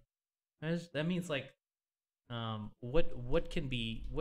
can we not do anything about is what power is. Who can we make who are the people you can't make fun of? Who are the people that you can't say mean things about? Who are the people that can act without having their ideology infringed upon? As in, who could act out their ideology and have no countermeasure? Who can annex another country without having someone go in there and say, no, no, no, we don't do that here? I'm from the Ukraine originally, but I haven't lived there for a very long time. But yeah, I would much prefer that America and the EU stays as the hegemonic power structure, the West basically. I'm a big fan of the West. Really like Western democracy, Western law. Big fan. Status quo, Western, what's it called? Culture. Big fan. Would like that to continue. Not a big fan of Russian authoritarian systems, and yeah, not a big fan. I don't know, something about it. Yeah, I have friends that are from there. You're not worried about the whole of EU developing its own standing army? I would actually much prefer that. As a non-European, because I can understand as a European why you would not want that, because like what is Brussels' interest versus what's it called, the interests of Britain, for instance, right? What is the how do you do that, and how if so, like would you have something like Greece, the young men of Greece fighting for the ideals and interests of Brussels, for instance? Would that be bad? And I could see as a European, there's a big contention there. For me as an American, I feel like we right now are guaranteeing European interests. I don't believe. I do believe that they get what's it called?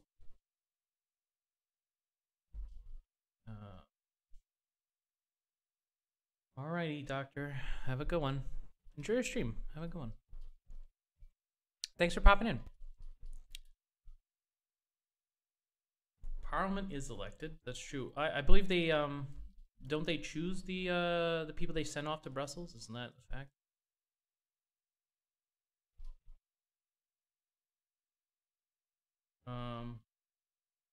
So for me as an American member of Eagle Land, I would much prefer that Europe has a way of cleaning up its backyard.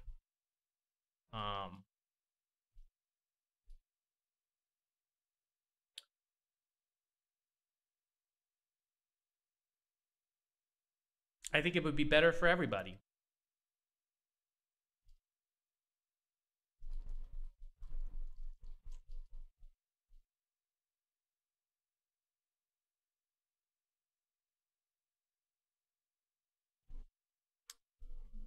I don't think that we can hide away and just pretend like Russia and China are not gonna be bad boys. I feel like that, in my estimation, not gonna happen. Not gonna happen. Perhaps I'm wrong. Perhaps I'm deluded.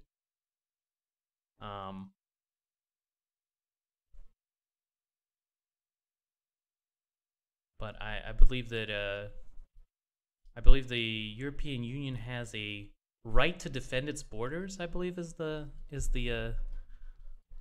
way that they say that now. A right and a duty to defend its borders, because apparently in this century it's still up in the air. It is never. This question will never go away, I think. As long as you have something like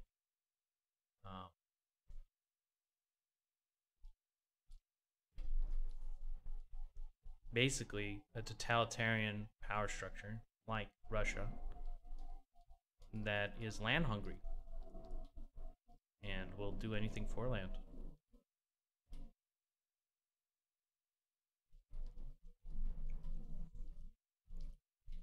I don't believe that NATO has an army or any way of cleaning up its backyard, which is something again that I believe the European people deserve. I believe that they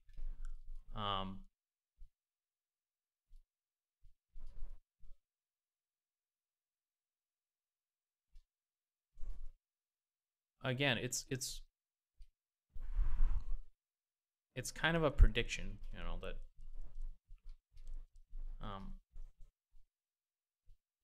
they will need something like that. NATO is an army. I don't believe that NATO has an army. Let me see. Maybe I'm wrong. NATO army. Let's see. Does NATO have an army? It's 29 members. Maybe no. And unlike the United States, will not commit nuclear armed Marines. Let's see how much. How much of a what's it called? Right now, I believe it's mostly us, as in the U.S. As far as I remember, committing troops.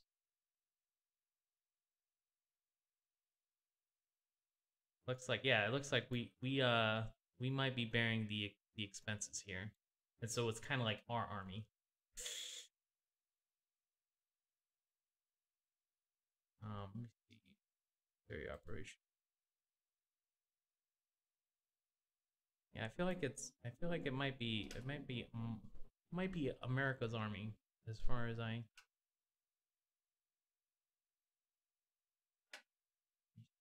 Here's size. Member states have committed reach or maintain defense spending at least 2% of GDP by 2024, but it looks like expenditures have been mostly America. Yeah, I'm saying that America should not, basically, very basically, America should not bear the brunt.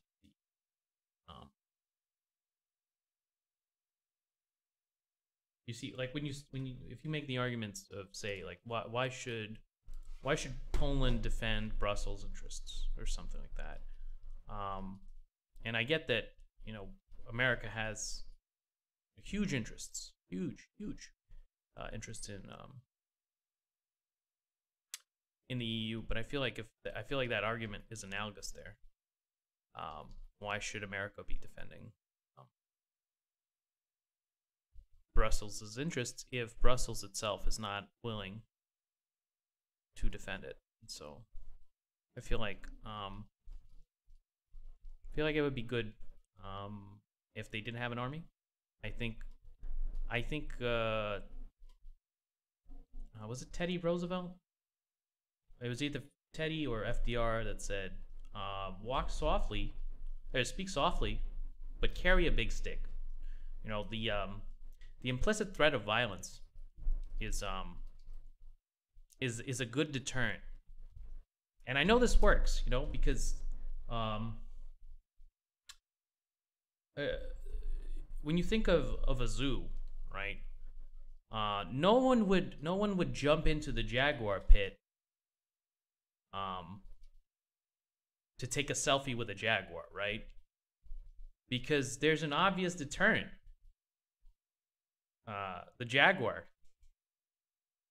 But recently I've been left scratching my head because yes, some woman jumped into a jaguar pit. She got mauled to she got injured, obviously, and people have been saying things like, "Oh well, wish there was something that would prevent this." And my response is always, "What, you mean like a jaguar?" So yeah, I think that I think a deterrent is a good and ethical option when compared to other options.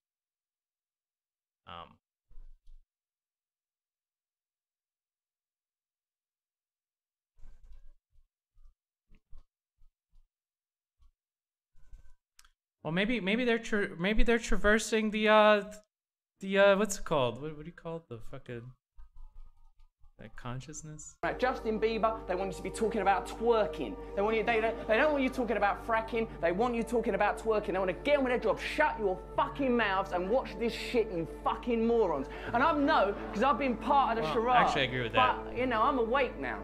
Human beings, when Of power. Wait. Where's the daily access to unseen realms of power, not just. Yeah, there we go. Daily access to unseen realms of power. There we go. Maybe they're connected to that instead. I actually agree about the fracking and that entertainment is used as a way to distract you from fucking anything that actually matters. In fact, it's gone to news has become news entertainment in order to completely disconnect you from what actually matters.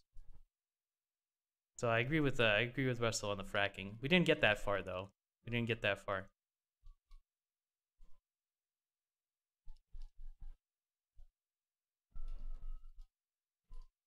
But yeah, maybe they're channeling the fifth dimension, and yeah, by taking drugs, I should say, a good way of doing it, or yoga, doing yoga, I guess.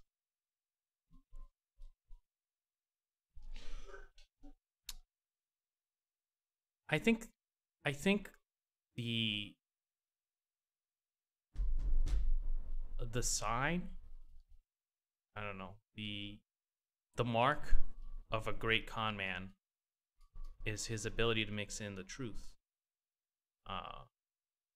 within the other stew of bullshit that he's feeding you.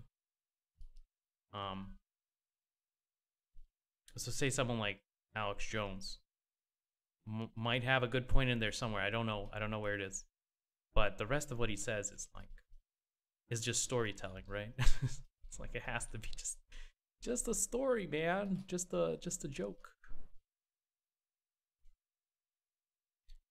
And so, but yeah, there's definitely something in there that is honest and true that gets you to accept, you know, uncritically parts of what he's saying. I understand for sure, but no one is going to be deterred by an EU army. I don't know about that. Just the way no one is worried about or have hopes of NATO showing up to save the day. The only reason you would need an army is for military enforcement. Yeah, I think that you're correct that it would be the only other reason. But I do think that you guys need, there's not much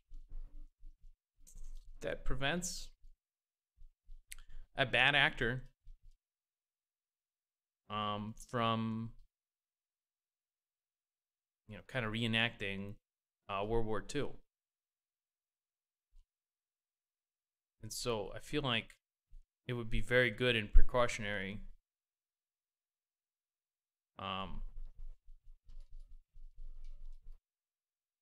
for Europe to have in place some sort of mutually agreed upon. I don't know how they would do it, right? The problems are like language, for instance, right? Because like, how do you get German troops to cooperate with? Do they all just learn English or something, or like what? How do you do this thing? That could be, you know, that could be a possible solution. Most of these people already speak some language that's, you know, predominant. I guess they would have to choose one. I hope it's not French, because then they would all surrender by accident. But yeah, I think it is in the best interest of Europe to either contribute to NATO in a way that they have a strong armed forces presence, because, you know, not everyone is just like good. There's a whole lot of bad and evil in the world, and you can't give up rights, you know, in favor of security, right? So I'm not really for the EU army going into like member states and collecting taxes or something like that. But I do think that when you have people like Corbyn out saying that it's never going to be okay to use nuclear arms, there's a big problem, because the deterrent part of the deterrent has just been neutralized, right? And yeah, I do believe that, you know, strong deterrents are an ethical means, because otherwise you have to initiate force, right? There's no, like, if you don't have a deterrent, the only thing you have is force. So, like, you think that Russia's gonna attack you, you nuke them, right? That's all you have, and then you become the unethical actor in that case, right? And you could try to just say like, oh well, you know, it was justified because, you know, we had to initiate force.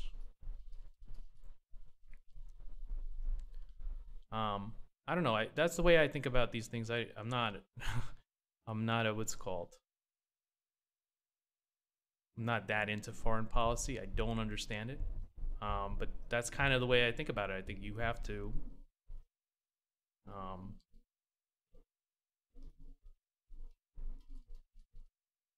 be ready to defend your country, and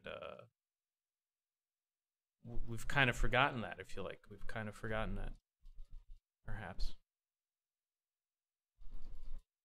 When then all this talk of, you know, I think these eyes are just a little bit too far apart. Move them closer a little bit. Merge this down. Duplicate the layer, because it's mostly good changes anyway, I assume.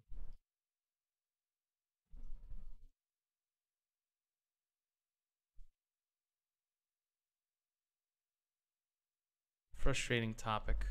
I'll mute you. Okay. Draw a piece.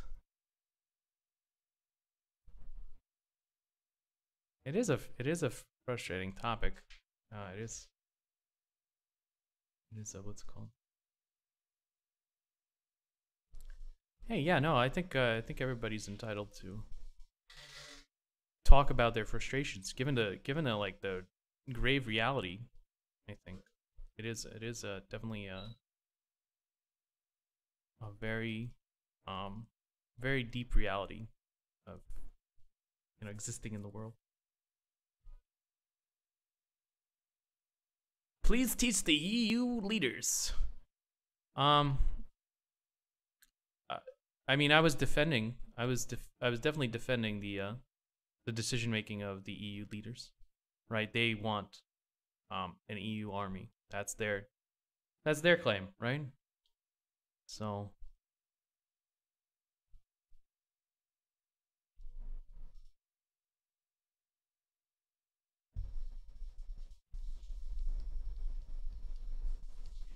yeah, I guess you think that the EU leaders are bullshit. Got 'em.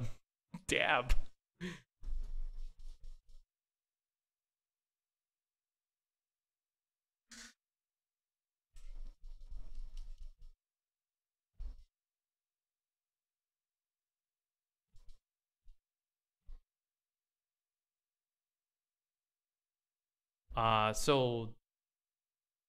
So I guess that leaves you agnostic to any consequence whatsoever. You could just call people retards, I guess, then.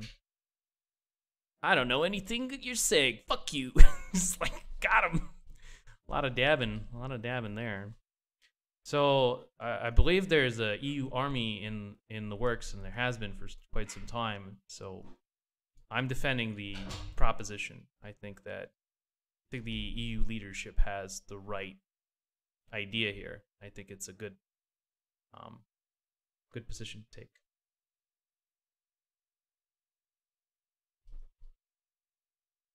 Right. And I believe what I'm doing is I'm staking out their position and their internal thoughts. I'm not trying to change I wonder if you wait. Do you by that do you mean that I'm anti-EU, or are you staking out my position now? Because I would ask you to name some. or are you anti-EU? I wonder. Is that the case? Very reasonable. I feel like that's only because I'm on your side. Wait, I'm not on your side. Wait, hold on. Really? You think so? I don't know. I try to be as reasonable as I can. I don't know. I'm not a what's it called? I'm not out here to tell you that I'm right. I'm telling you which arguments I find persuasive. And you can decide whether you find those arguments persuasive yourself.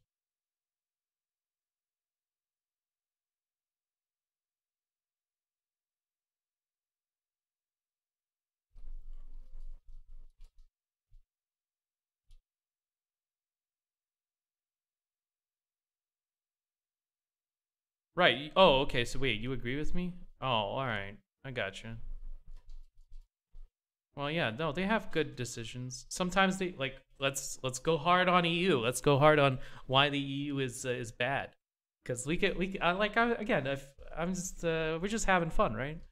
Just exploring decision making and thinking like, okay, what about Article 13? Is that a good example of good decision making?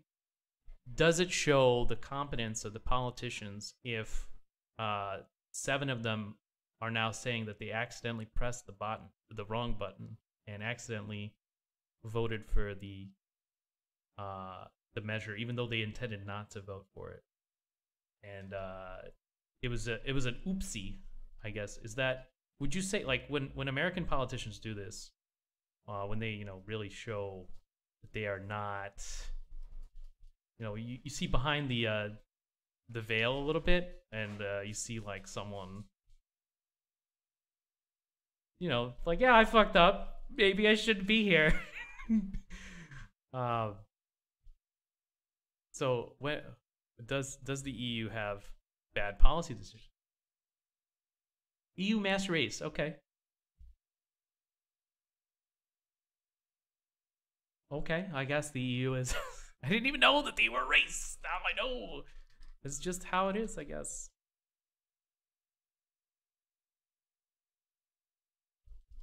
Trying to make her more cute. See if I've accomplished that. Oh, shit, I gotta flip it back. Oh, more cute, I think, but hold on.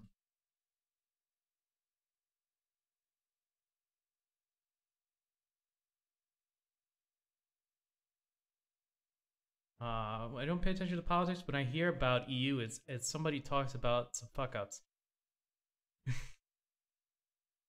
I'm gonna angrily attack the EU now. I feel like that is definitely like a thing. I agree with you there that there's like when someone does something good, you just don't know about it. It's just a propensity to talk about the negative. We identify the negative because that is kind of what we do, I think. I'm beating the ham. Oh no, don't tell me that. Music turned off.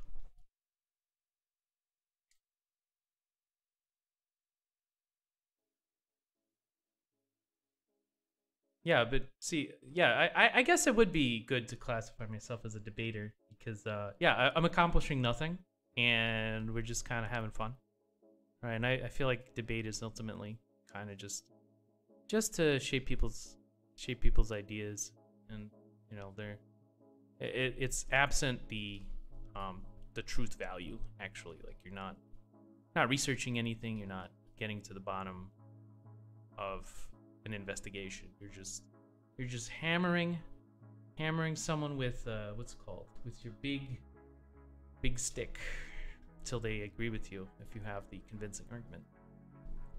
Are you gonna render Bjournament piece today? Yeah, I'm gonna try to. We'll get to 3 o'clock, I think. Yes, I am a master debater. Thank you for noticing.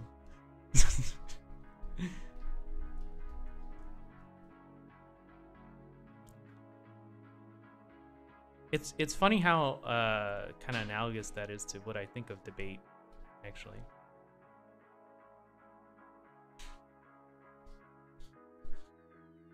A masturbator. Yeah. Wow.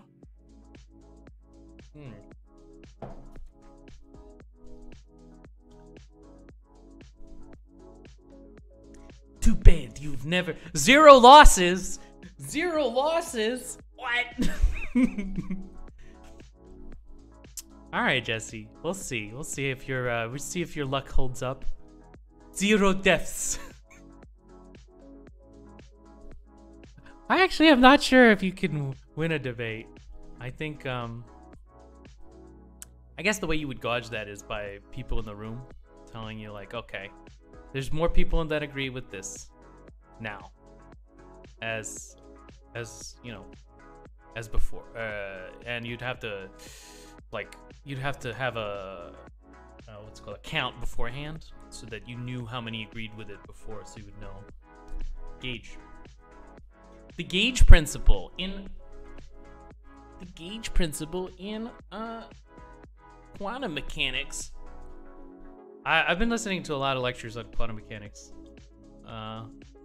recently, just for fun. I don't understand anything about it, and it's just like, I feel like I'm learning something. I'm really not, but it's a lot of really big and interesting words, and I like, oh, some spot. Thank you for the post. Appreciate you. Welcome to the stream. Welcome, guys. It's amazing. Awesome, doctor. Awesome. Get some work done. Get some work done, my dude.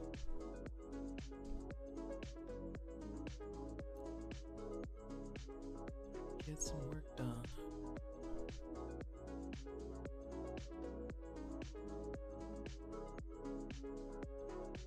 What's up, Smazebot?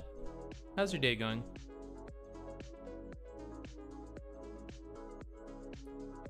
Is this going to be a debate about debating? I like the monk debates because they have a count of people that are in the audience. Obviously, you know, it's not really winning a debate because, like, the ramifications, you know, of winning a debate would be, you know, something like the viewership of people at home, and you gotta send an SMS, and everyone's not doing that. But they have a system that's kind of like a measure, so people in the audience get to vote on what their position was, if they're open to changing their minds, and what's it called, what they thought about it afterwards. And the "are you able to change your mind" question is actually the most important one there. Because when you say that, that's actually like that's almost like an exploit. Because you're not open to changing your mind up until you hear that question. And then you're just like, oh, well, I'm a reasonable person. I'm gonna listen with an open mind now. Even though previously it would have been like, oh, I don't like this guy, fuck him. You know? But it's like a logic switch. It's very important. Like, if you ask someone if they're open to changing their mind right before, you know, you feed them the poo-poo, they eat the poo-poo. They're more likely to eat the poo-poo.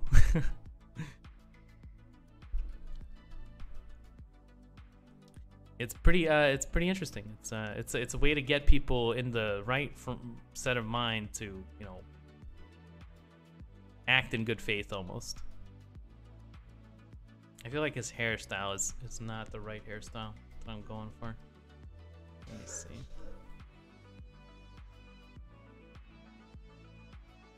Where's my rendition? Should be around here.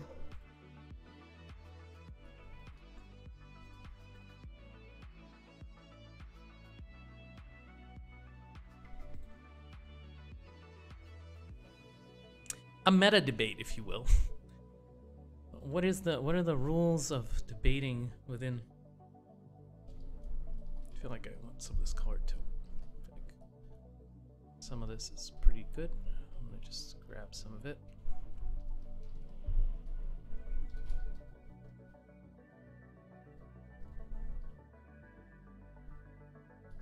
Render along. And then what's it called? Let me see if I can. It's more like I'm gonna have to cut into it, I think.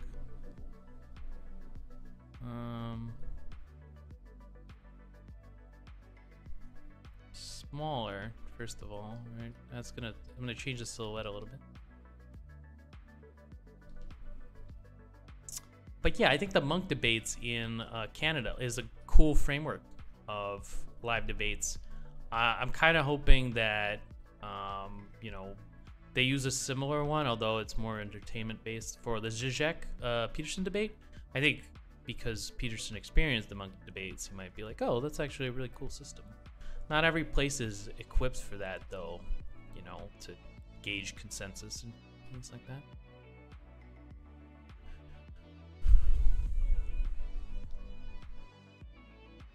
But yeah, it's kind of neat. I like debates as, you know, just purely like masturbatory. I like them, you know. Sue me. Here's yeah,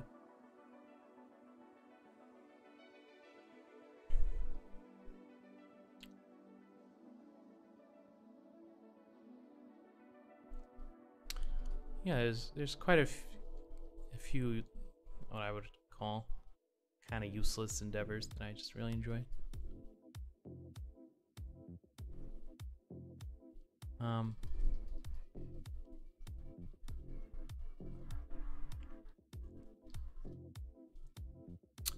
But yeah, I think persuasion is very important, because even if you have the right idea, if you can't get people to understand that you're right, can't inflict your ideology upon them, then, you know, effectively you have the same position as the guy with the wrong idea.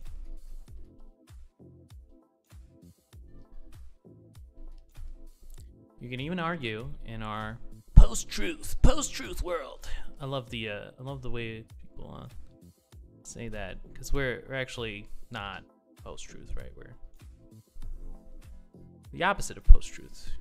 Everyone has a database in their back pocket, and were they willing to, they could easily fact check just almost any set of claims quite easily. So we're actually in a more truth world, right? But yeah.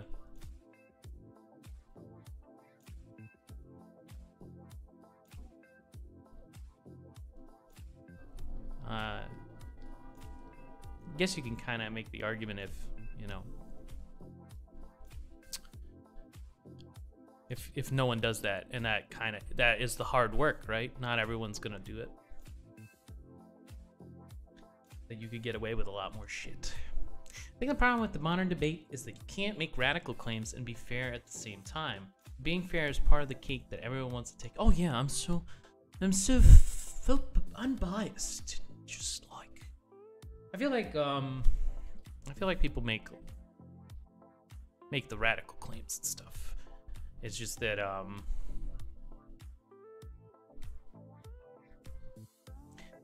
you could get more radical. Get more radical, man. I feel like some people aren't really saying, they're hiding the ball, kind of. They aren't really saying what they're thinking. That might be a problem. You don't go to extremes, you can't win a debate. I think that's valid. Like, if you're saying that, like, well, you know, if you change something 2%, what did you really do, right? If you wanted to change the status quo, like 50%, you got 2% by being fair and reasonable with facts and logic. then you've effectively lost, right? 2% change is not a victory. Doesn't match the victory condition, right?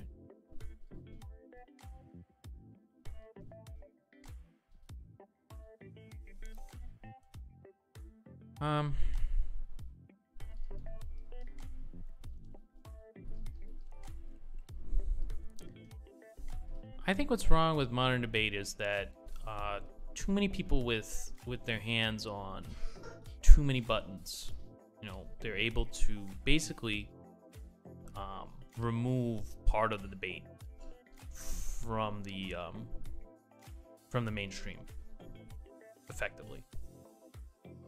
And that doesn't solve anything. It just causes more problems. You need space to air out grievances and have a very robust conversation.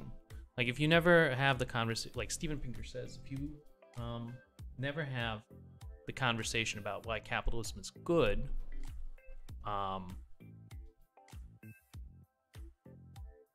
you end up with a very false dichotomy, where, you know, capitalism is just bad, and Marxism is just good, and there's no in between. And yeah, it's not a good state of affairs. Kind of bad. There's even like an underground culture of Marxists that are like so bad faith. They've literally made it kind of a meme if you ever bring up Steven Pinker. Like, oh wow, you're a Pinker bot. And so it's, I don't know, it's incredibly harmful, I think. Cause yeah, you're only feeding those extremes. Cause someone who doesn't get, you know, why capitalism might be good, or why Marxism might be good, or why some of these things have, you know, interesting positions to them, and how you can explore those positions, you get kind of a buildup on the extreme sides, right or wrong. Right. Of course I'm right. I'm always right. That's just how it is. Or like the big angry buffalo says, right? Fuck, I can't do an impression of him right now. I'd have to research him a little bit more.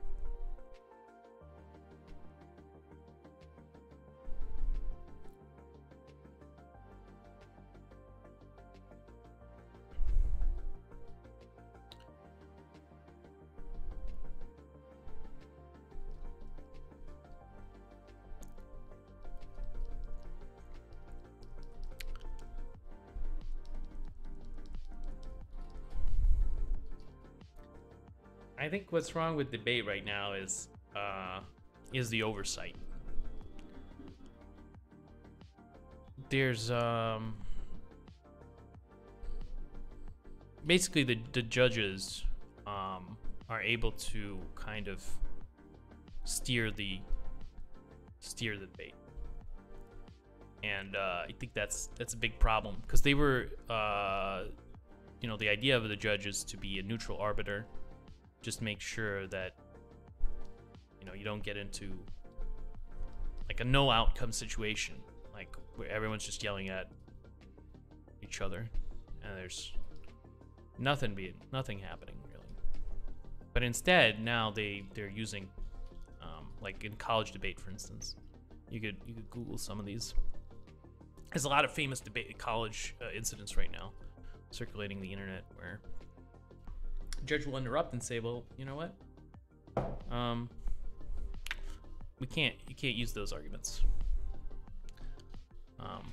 Because they're harmful to the participants of the debate somehow. So Makes sense, I guess.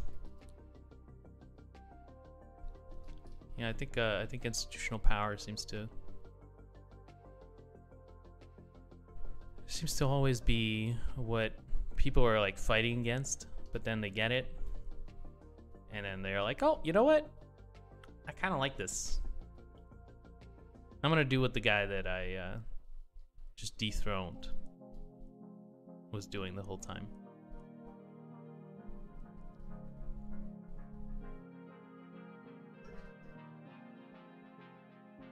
I still think he's very feminine.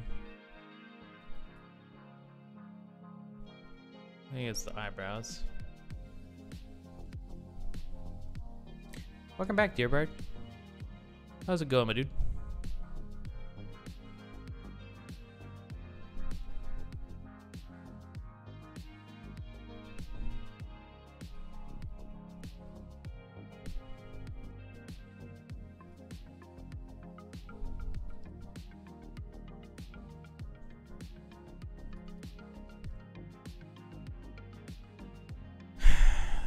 I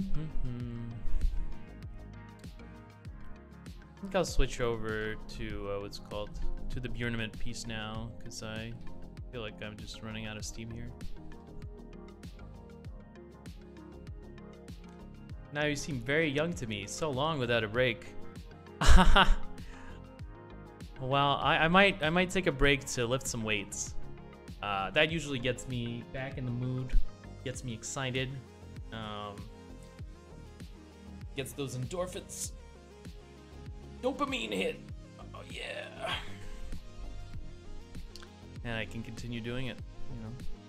I do the same thing with food, you know, just like a distraction.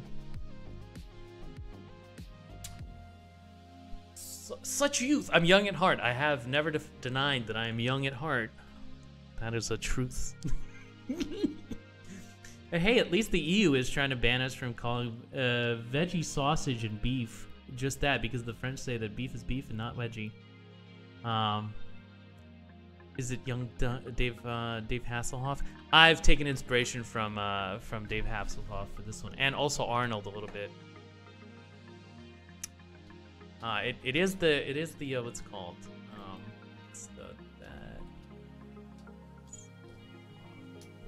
It is kind of like the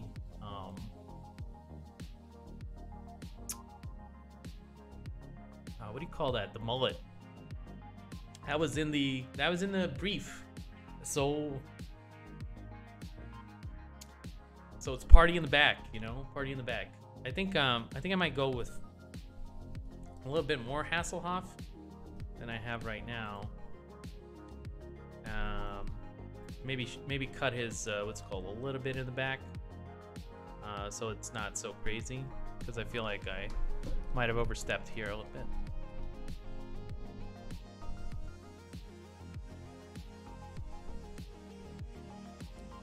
Make him look a little bit more manly, but still give him the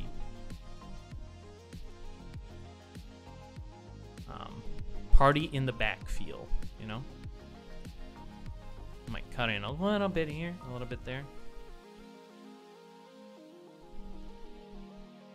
Might give him that. I feel like that's more true to the character, and yeah. He's like a jokester type of. By the way, I'm super excited for the Joker. I've watched the what's it called? I've watched that trailer like 6 times now. Just good stuff. Every time I watch it, I notice something new. Like, I was watching it, and then I noticed that actually, you know what? I noticed that actually.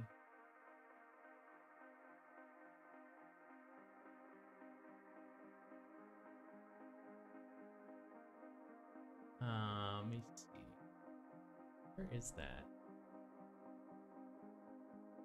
I saw this comment, and this is my biggest problem. Like, I'm so angsty and angry, but I can't do anything to like I want to say, how dare you make fun of the things that I like? How dare you? Because this is a work of craftsmanship right here. This tweet, it is a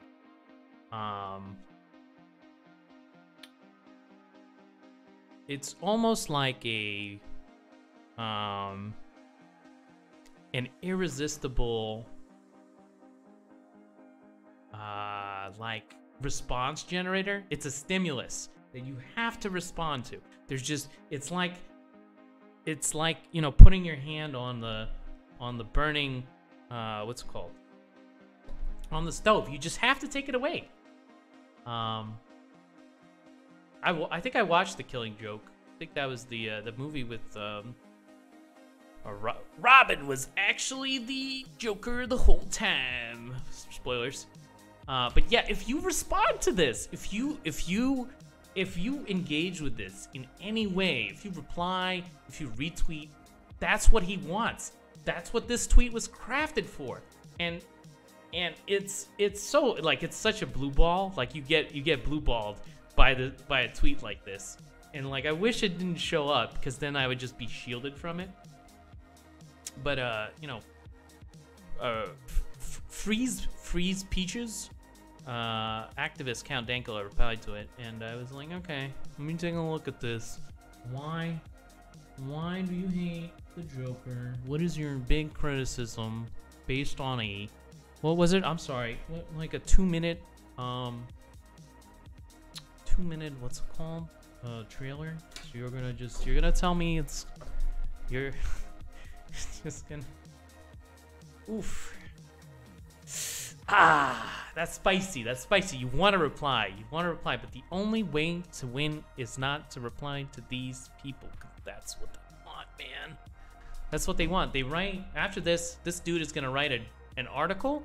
He's going to put it behind a ad wall, a paywall, a Patreon wall, something.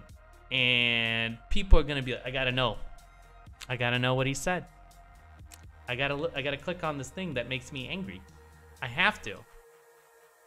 And that is like a mistake. Just look into the eyes of the Hoff. That is all you need.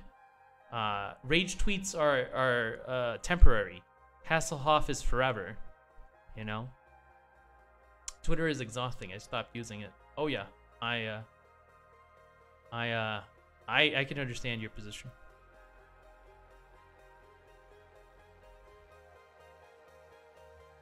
What is the road to exhausting Twitter? I don't think you can. I think they regenerate at such a rate that it's just impossible to exhaust Twitter. It's like the internet hate machine, but it's real. And where did it go? Put this on top.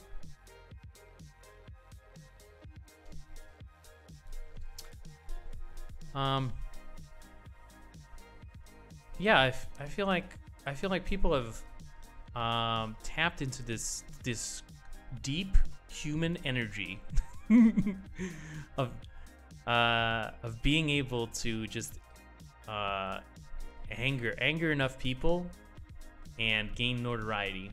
And I think the only way to rage against that is to ignore them, and that takes a lot of self-control, takes a lot of mindfulness. You have to realize that these people don't have power over you. They can't make you respond.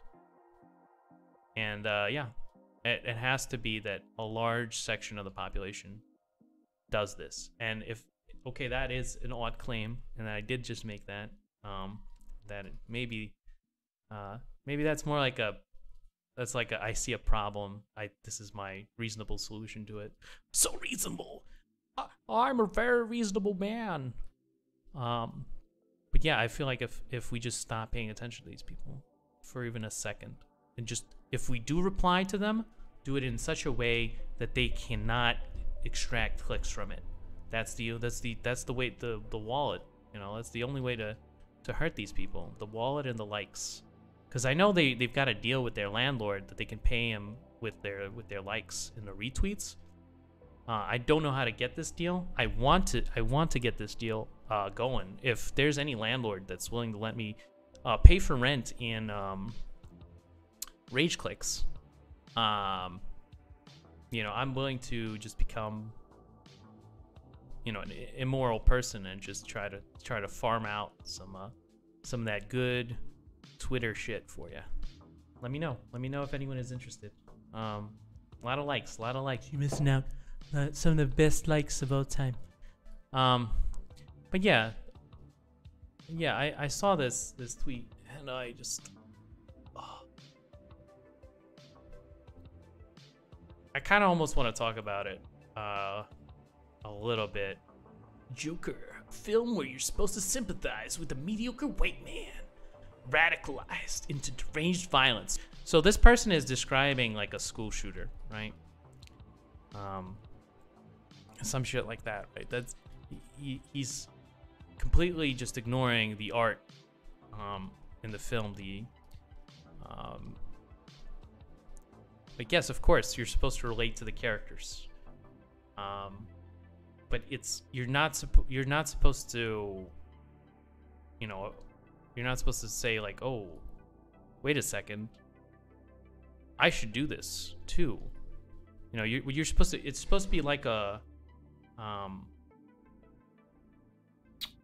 Breaking Bad type of character where you look at it and you're like, oh my god, this is terrible. This is deeply immoral. You shouldn't do this.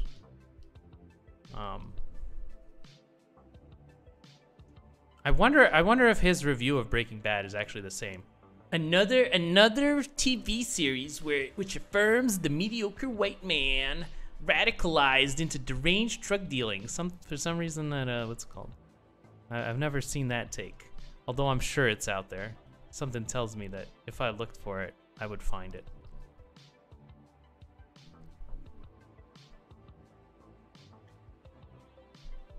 Right, yeah, exactly. Exactly. It has to be a relatable maniac that it's just like, holy shit, you know, but it's supposed to make you introspect. It's not supposed to make you, you know, glorify this or, you know, just say like, oh yeah, that's a great idea. It's supposed to make you introspect for a second and say, wow, when pushed over the edge, this very relatable person, he could go crazy, you know? You know, there's a certain darkness within me that I carry or something like that. And it's just like, yeah, but I could never do this because that would, you know, that would be deeply unsettling to me. And so, that, like, again, so I don't know what the movie's going to be like, but it seems like that's usually the message of when you describe a character like the Wolf of Wall Street or something, that when you describe a character that's not good, you know, it doesn't make someone say like, oh yeah, I actually want to deal meth now. That's a great idea. I'm gonna get into the meth dealing business, you know, just like the Breaking Bad guy. Fuck, I forgot his name actually.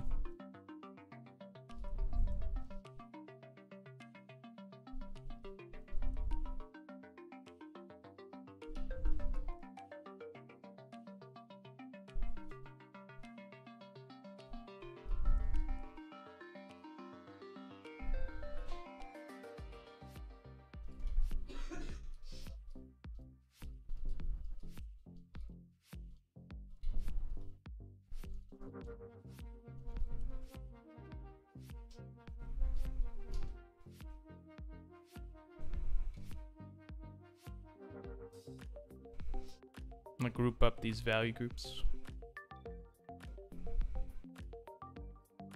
Try to make sense of them a little bit.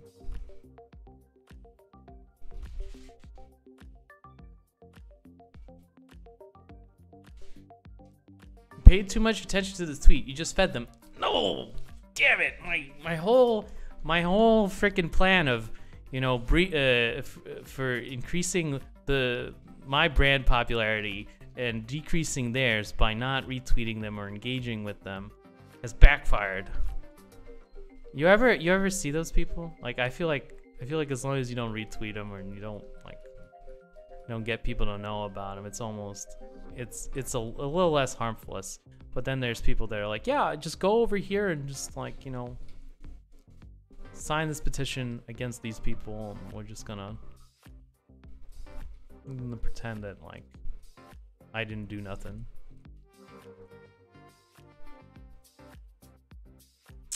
Clowns.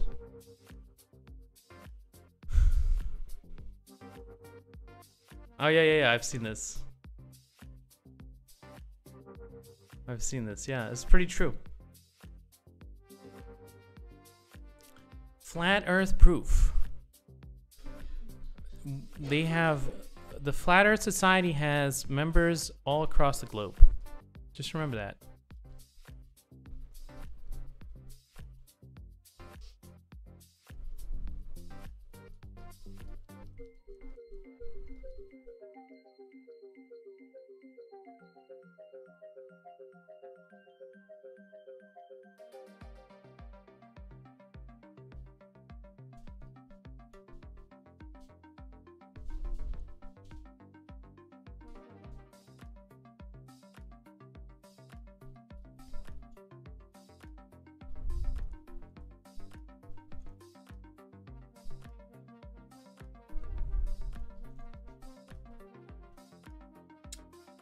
A mix-up of Joker Ronald would be great black comedy.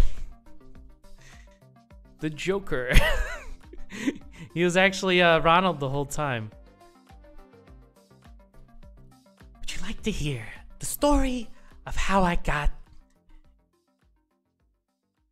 these stomach flaps?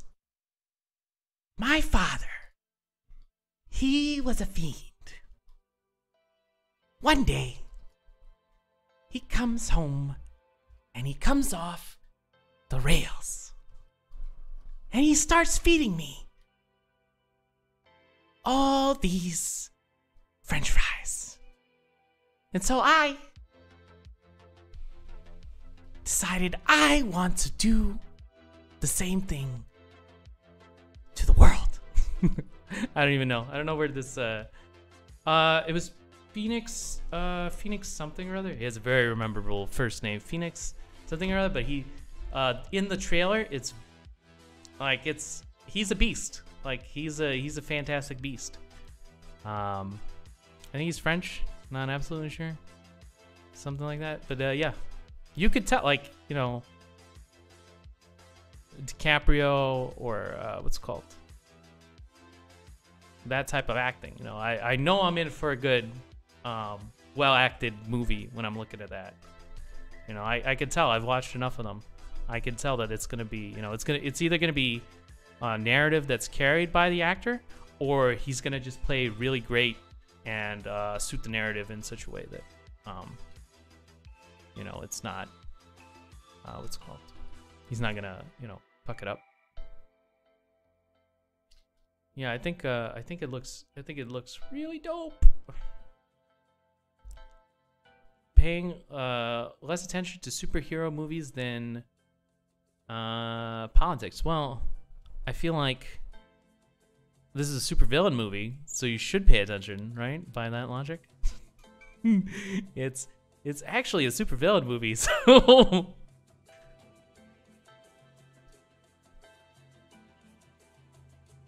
so this is outside the scope of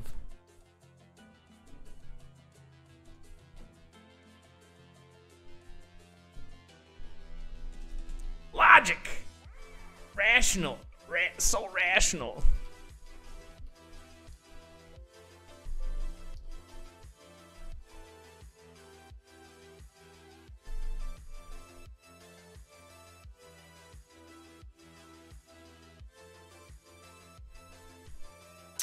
So rational and good.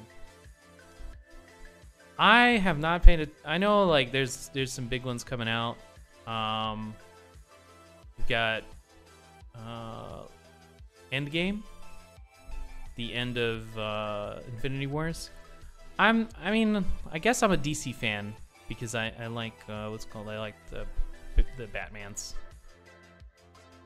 or at least one of them with Nolan. And Oh God, the British guy. I forgot his name. Christian Bale? Was it Christian Bale? Yeah, that one. That's like my Batman movie. I haven't seen the other ones with the other. What was it? Matt Damon. I didn't see that one. I skipped that one. Didn't hear too much about it, so you know, I figured whatever.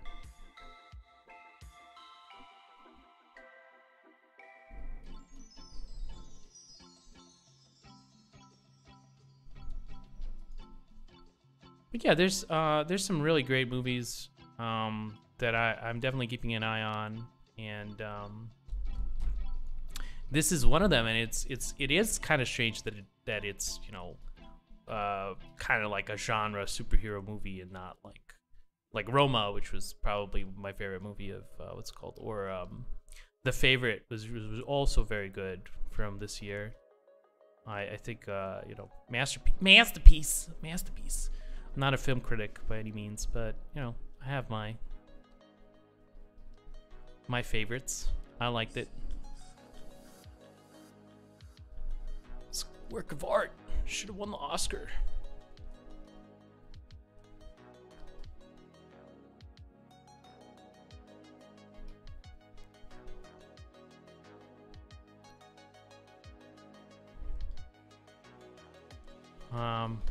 There's one Nicolas Cage film that keeps getting suggested to me, but I tried watching it and I couldn't get past the startup, and I know that it's a slow building one. You've never seen Roma? Yeah, man, it's good. It's good. Just check it out. It was a runner-up for the Oscars. Is a deep story about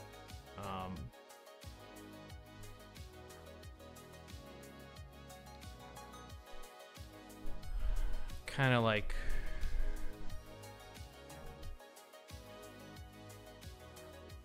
a family during during a very turbulent time, and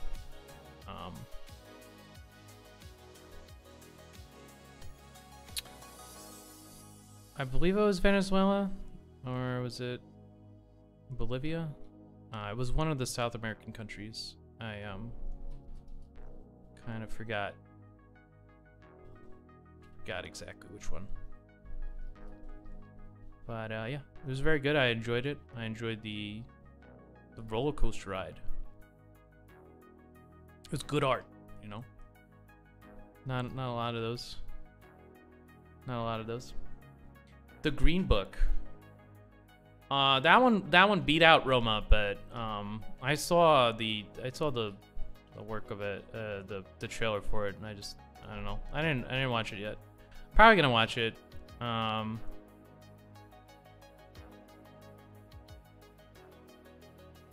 But yeah, it was the movie that won the Oscar, and I didn't see it. But something tells me that Roma was better, because it was just, yeah, I saw it and I was like, oh my god, this is it.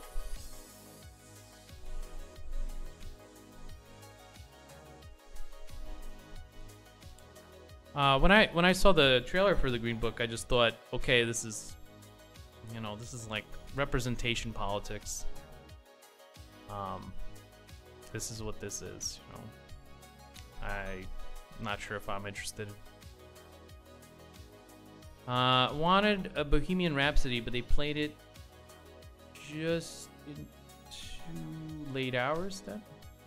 Oh, okay. Oh, so you actually went outside to watch these movies? Ow.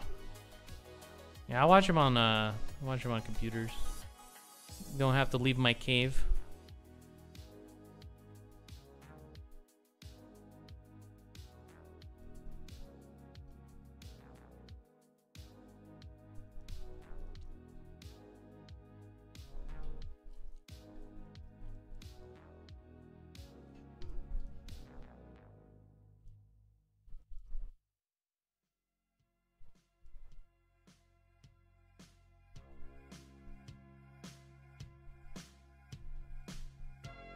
for the cinema twice a year.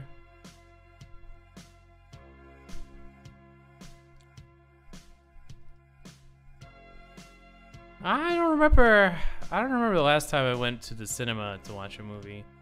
I used to go with friends all the time because we used to live near a movie theater.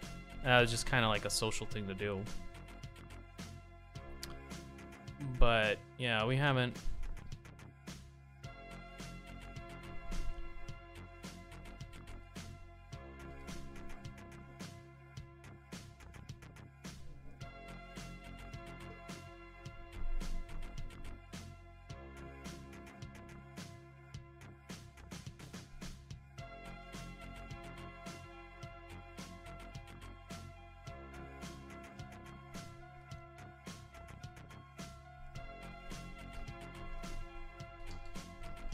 Yeah, I think I went to Manhattan once to watch Ghost in the Shell because I was excited about that movie and I really wanted to see it.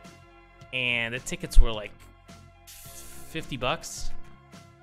And I was like, I'm gonna have to pass, Chief. Just watch it on, watch it on computer later.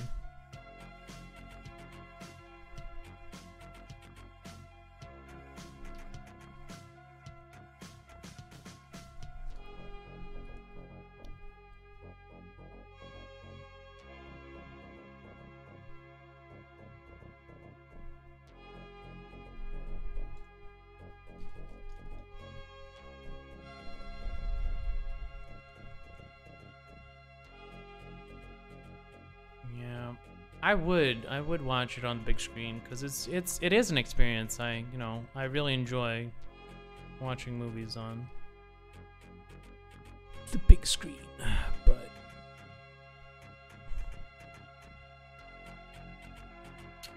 remakes. Yeah, there's a lot of there's gonna be a remake for what was it, Train to Busan?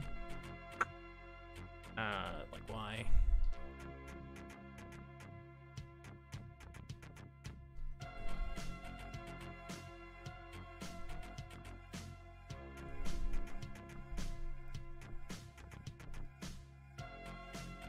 Yeah, usually remakes aren't better. They're just flashier and newer. I feel like it's kind of the cinema becoming kind of like the theater, you know? Because like before the theater or a Broadway play, you would just see it again, you know, and they would keep playing it. And I feel like the movie theater is getting outmoded by just being able to sit at home and watch movies.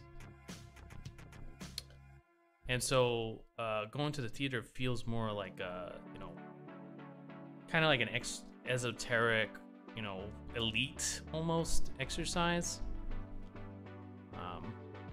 Might be accosted on your way to the bathroom by, what's it called? No, not gonna make that joke. But yeah, there's a video I linked to, very interesting story about the movie theater.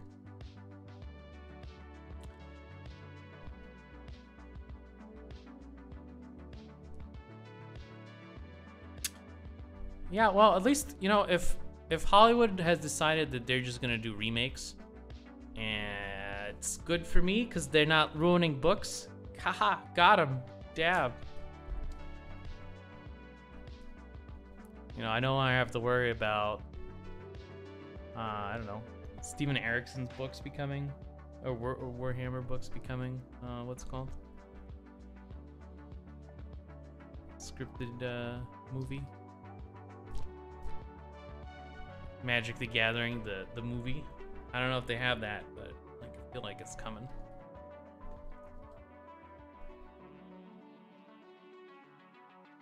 Yeah, I'm still detailing these characters. Let's see. Close this.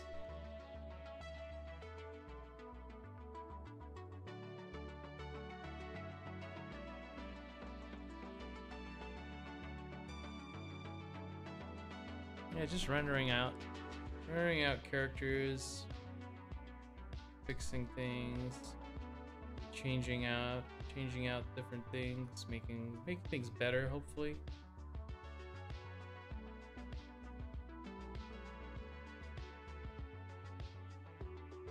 Better, more together, more, what's it called?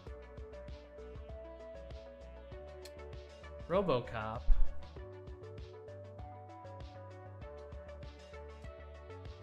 What masterpiece of the past could we take to make a worse version but earn money with it? Yeah, yeah, sure. I'm all for the attempt, you know, cause like, what if they really nail it, you know? What if they really nail it? What is like the chance of that happening is like 0, but you know, what if they do nail it and then you know everyone benefits? I mean, I'm always into like, hey, just come up with some new shit, you know, take a chance, make something new. That's always interesting to me, personally. But you know, it's tough to come up with new shit. You can't just like, oh hey, and now it's like, here's this new IP that everyone's gonna love. We're just gonna make a movie out of it and a game, and then it's gonna be called Anthem, and it's gonna be great, and then like everyone's just like, oh, we don't like this. We don't like it. It's gay and fake and gay.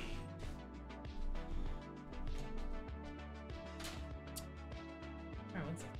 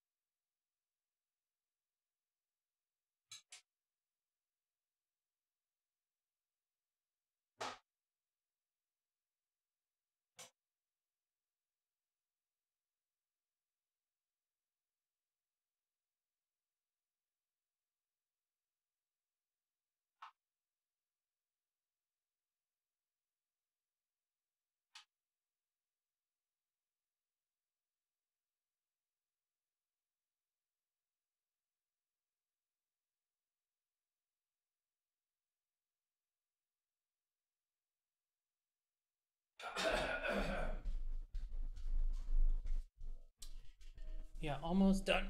Just making just cutting up like 3 more potatoes, and yeah, I'll be back. Just got to put something in the oven, otherwise I'm not gonna eat today. That's not gonna be good.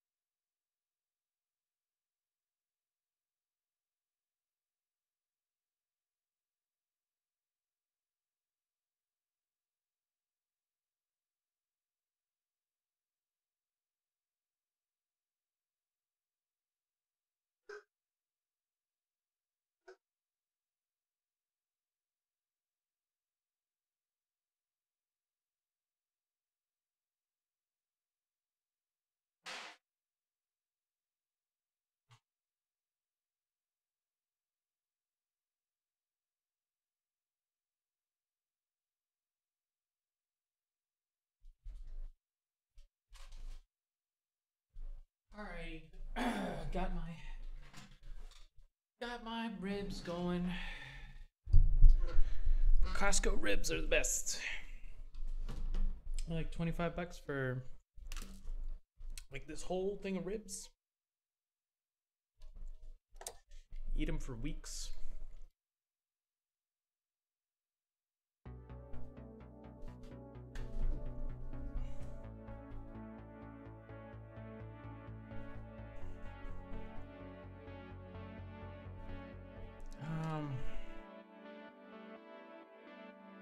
Game's becoming more difficult as we go.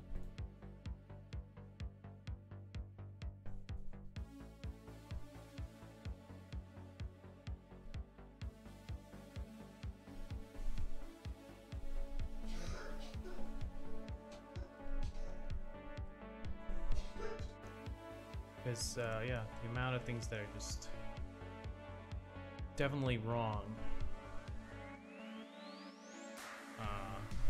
decreases. And you're just like looking at it and you're like, oh no.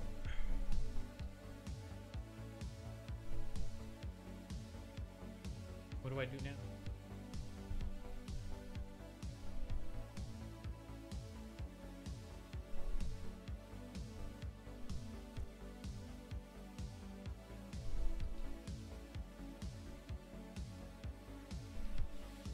Watch the Roma trailer. Looked good.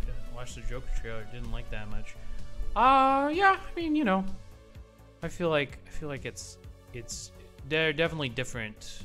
Now Roma is well, at least from the trailer, you know, it's gonna be much more artistic and much more, you know, like it's gonna be like what's called. I definitely do think that, you know, they should win an Oscar for Best Picture. So that's, you know, the Joker. I haven't seen it, so I have to. For the trailer, it looks really good, but yeah, I don't know. It's definitely gonna be worse, I think, but you know, no need to expect like art masterpiece, but it could be,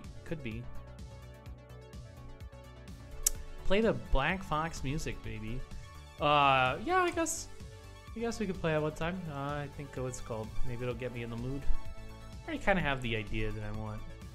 They're dancing foxes. They're kind of a secret society of furries, and they're about to get popped. But the violence happens in your brain, or it doesn't happen. I think that's the key to making an interesting narrative, is that it's all up to your imagination what's going to happen in this image.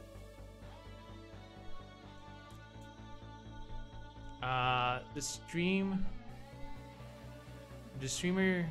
just says this ad supports Twitch on top of your stream. What?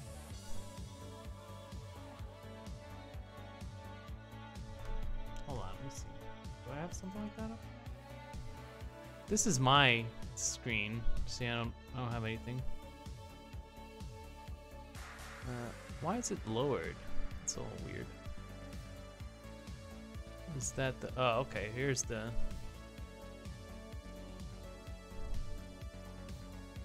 Black box. Well, thank you for supporting my ads. Ah, I am monetized. Well, it actually... Yeah, it supports Twitch and allows me to have a platform, so I'm all for that. I get nothing out of that, though. Free.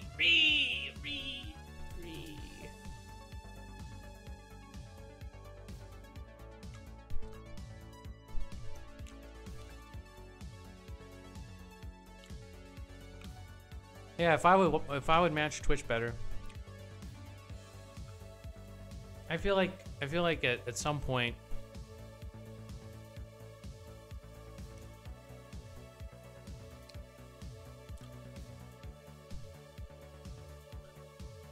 Twitch is gonna realize what makes Twitch Twitch, and they're gonna be like, all right, let's just, you know, hands off. As long as it doesn't get us in legal trouble. Because it seems like it doesn't really matter if you're actually guilty of impropriety. Some journalists can really write a hit piece on you no matter what you actually do. So, no matter how much you virtue signal, someone could still, you know, take your bacon. And I understand that Twitch is a business.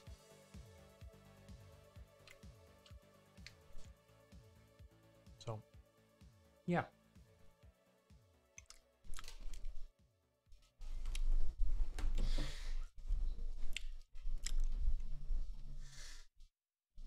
Yeah, I feel like, you know, Twitch will probably might go either way, you know. Twitch might go either way. I really do think. I do really think that the motivation of money is very, very strong.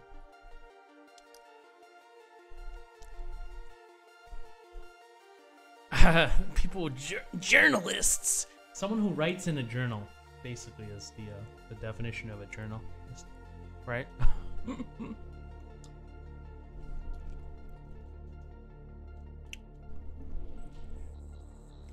So they are journalists, while embodying none of the ethics or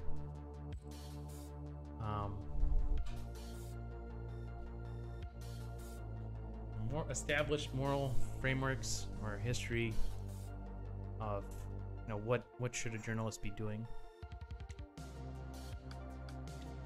Yeah, let's just go for PewDiePie. He seems like just the one guy, you know. I've been thinking maybe T-Series funded the Wall Street Journal. T-Series the whole time.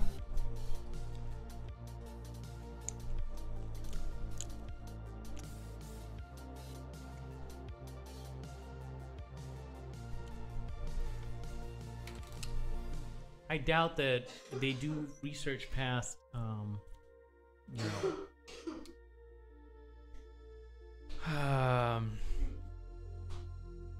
how can we make this guy look bad, even though, you know, he really doesn't look that bad.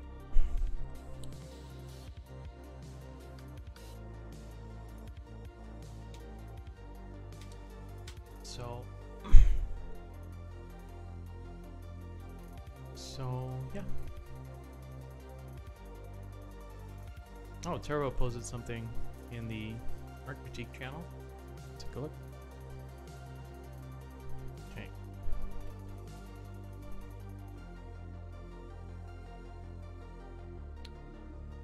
So, a little bit more of that 3D shape thing going on.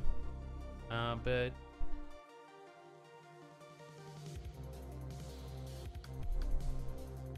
yeah, I can see you trying. I can see you trying to, like, the hand is much more 3D, right, than usual.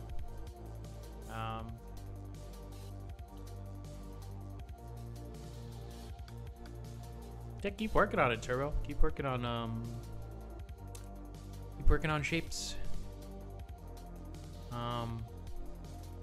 As you work on shapes, your design will improve. Cause see, like this line, for instance, goes straight down, right? And that flattens out the chest. The chest has a 3D shape. So you should always be thinking of what are the shapes that make up this shape? What's it called? What planes can I infer? And there's like a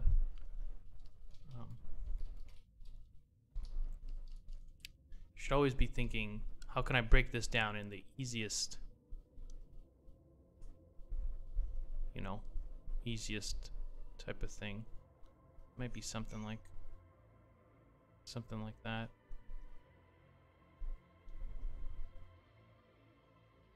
And so this line goes against that, so it should actually be more like this. And that would give the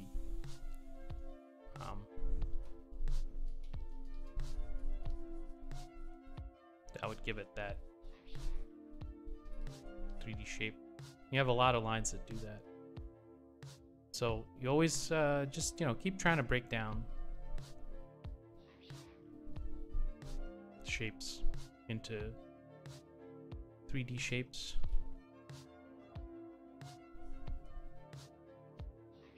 See where that gets you.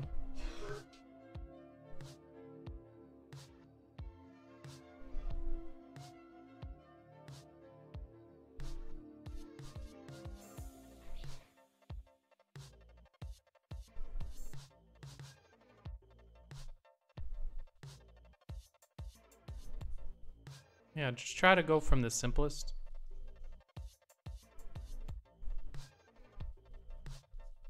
to the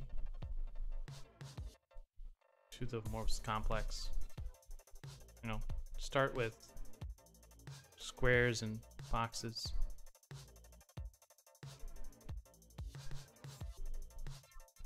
because if you can do the box, then you can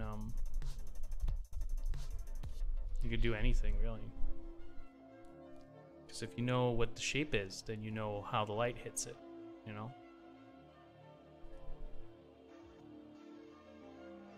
And if you can map out the light,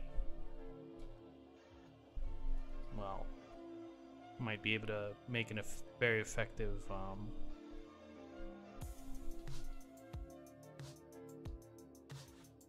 illustration. And so it is a lot about imagining things as 3D shapes.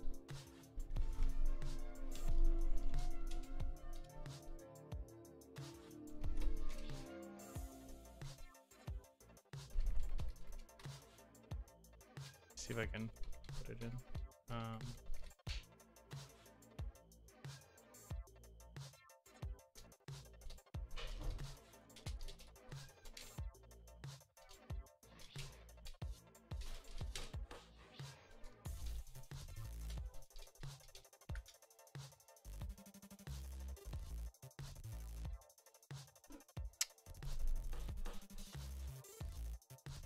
Yeah, something like that.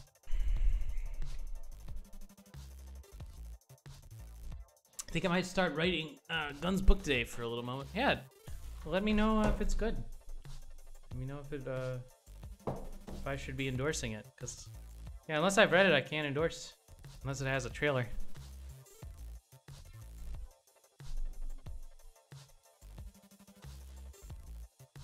I feel like I could implicitly just like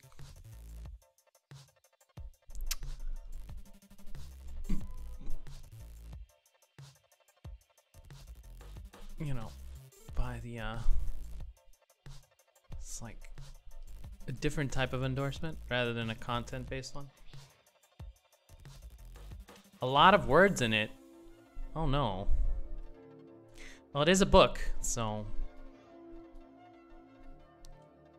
I would have figured that would be the case.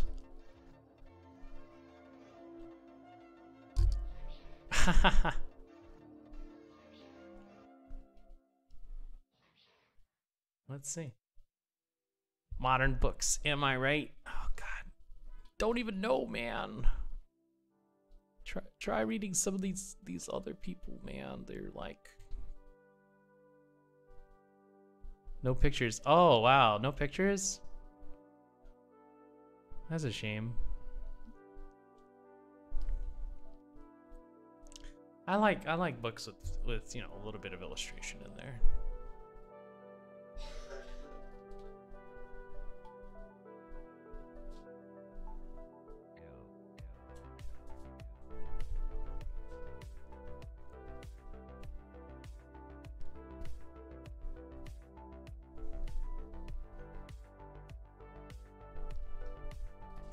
Thinking there's gonna be a light ray here. Maybe like a little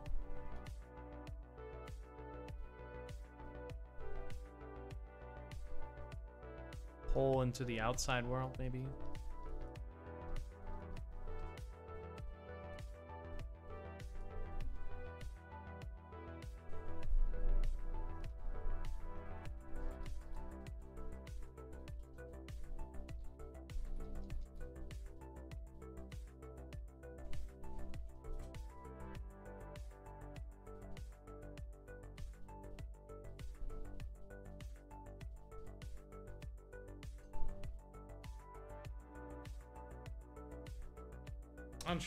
Unsure. I feel like it weakens the piece to have something like that. It dilutes the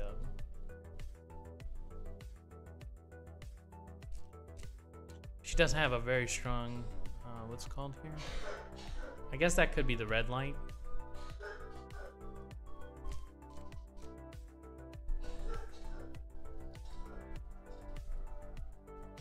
It just needs to be a little bit more.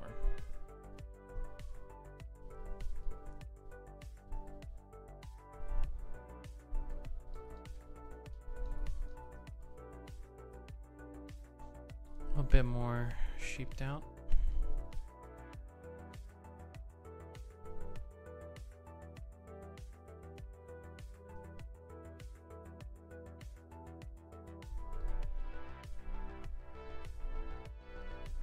I'm wondering about this hand. I feel like it could be different. Let me think.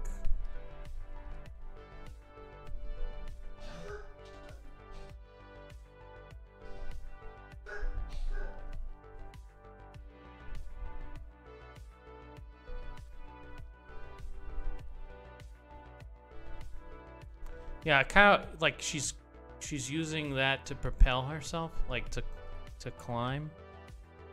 I guess that could be a valid reason why she's like, and it could be like a pipe here.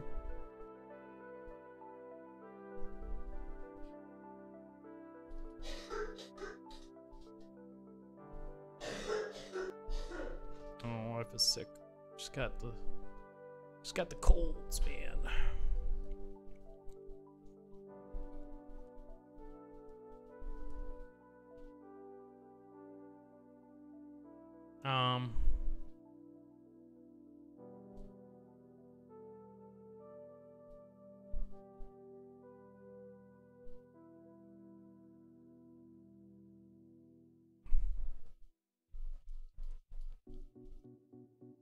That's one way I could handle that fist, maybe.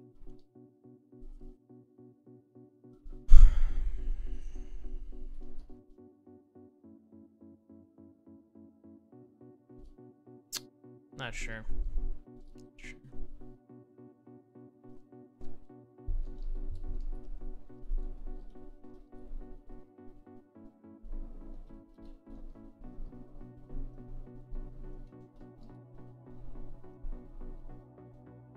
Not sure about that hand.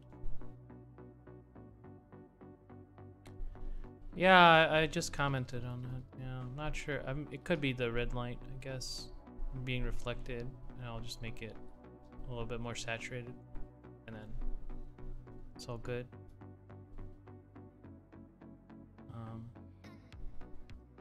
I'll be okay, I think. Cause yeah, sometimes skin, by concentrating light, it makes it like white, even though it's not exactly white. Where does it go? Where does it come from? Where does it go? Where did you come from, Cotton Eye Joe? It's definitely there. I feel like I could saturate it a little bit, and it would work, basically.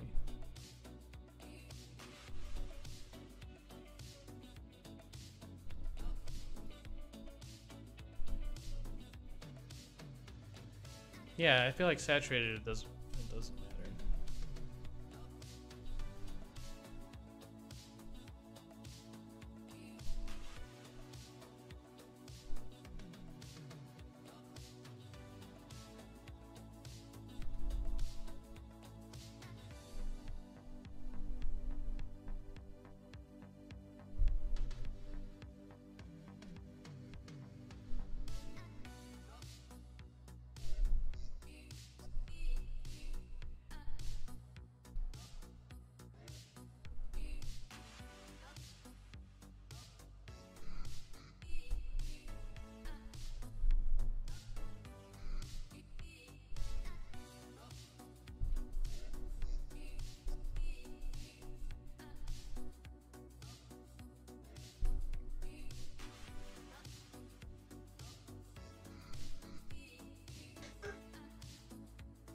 Yeah, I feel like there could be a concentration of light that hits her.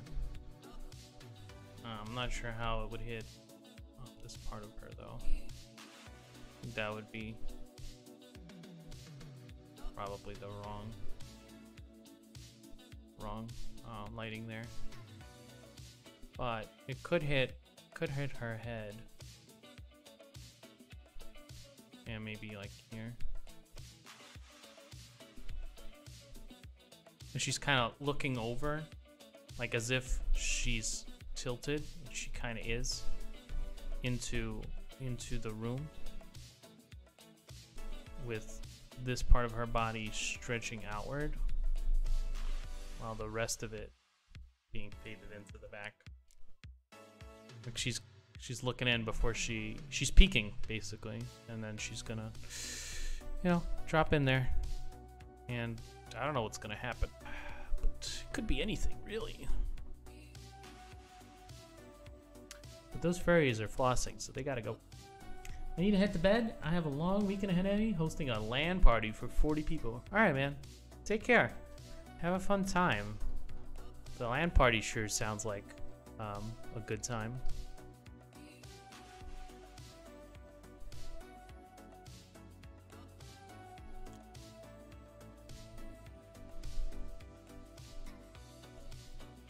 Yeah, I feel like there could be some bounce.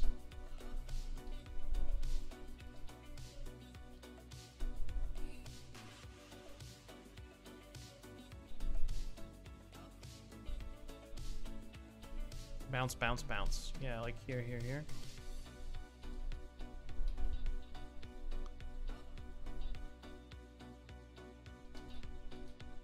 Maybe.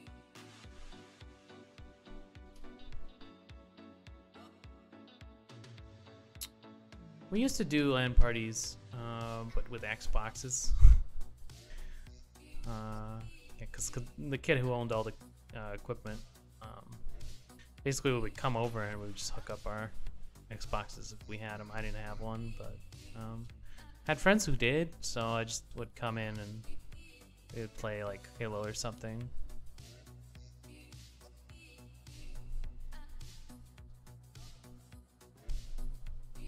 Halo invented FPS.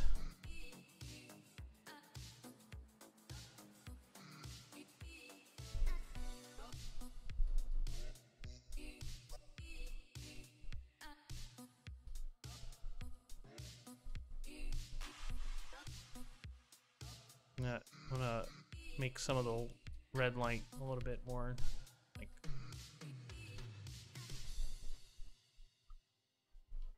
a bit more like unsaturated. Time for me too. All right. Yeah, thanks for coming by. Thanks for the conversation. Appreciate you. Have a good one. Have a good one. I'll be here for a little bit more. Trying to get to a nicer state here a little bit, and then I'll be packing it up.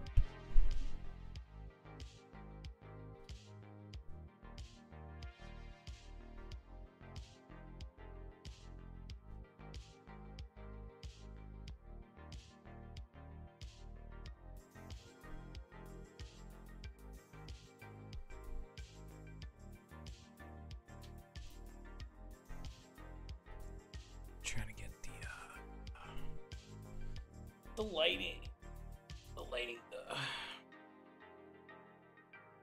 it's the highest.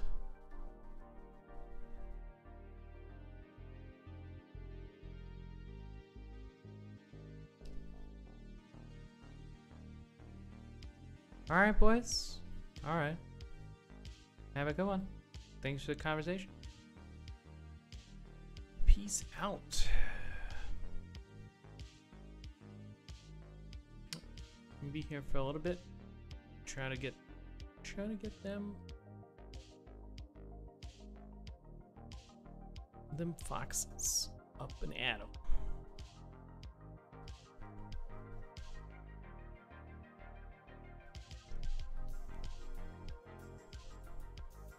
Cause they gotta dab and they gotta floss, so it's a lot of work. I still haven't exactly figured out.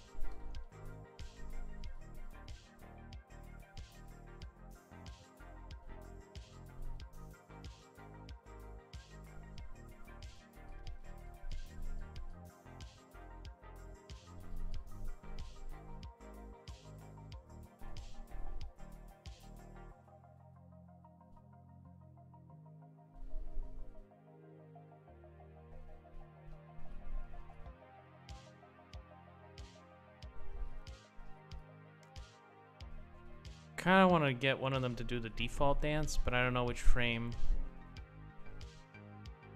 it would be that I would take.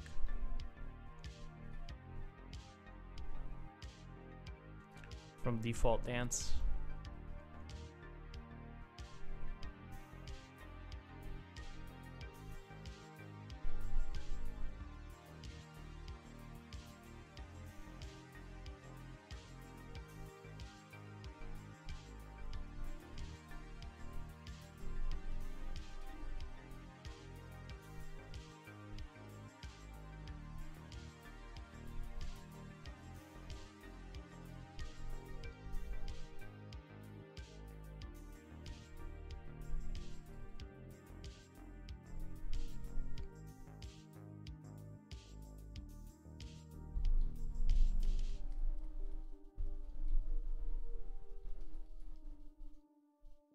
Needs a little bit more.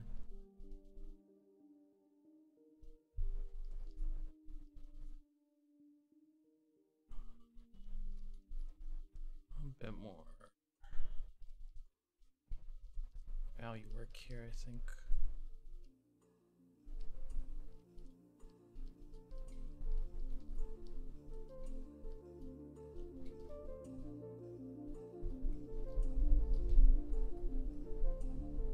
So I'll be doing that.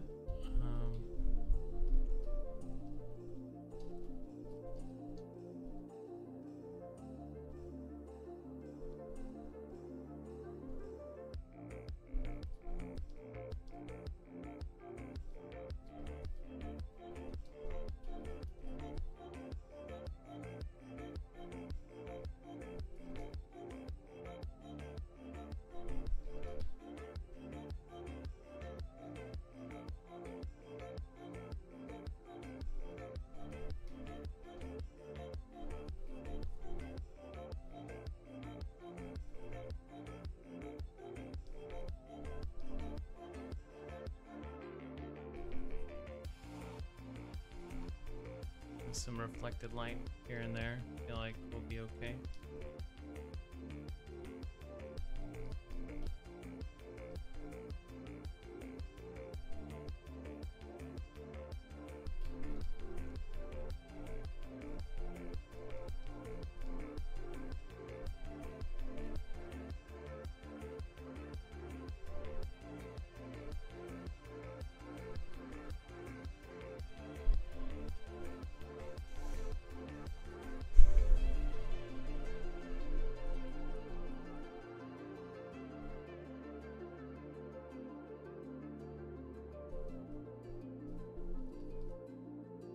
Be doing a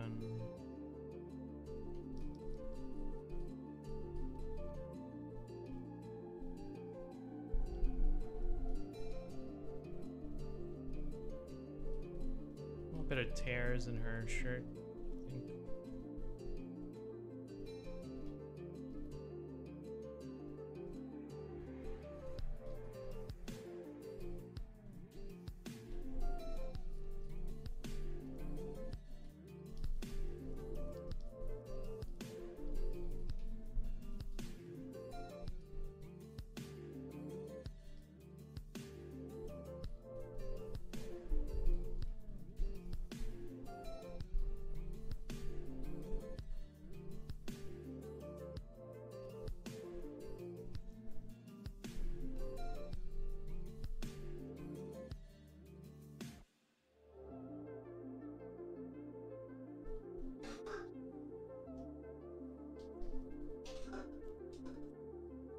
Yeah, that can be reflected.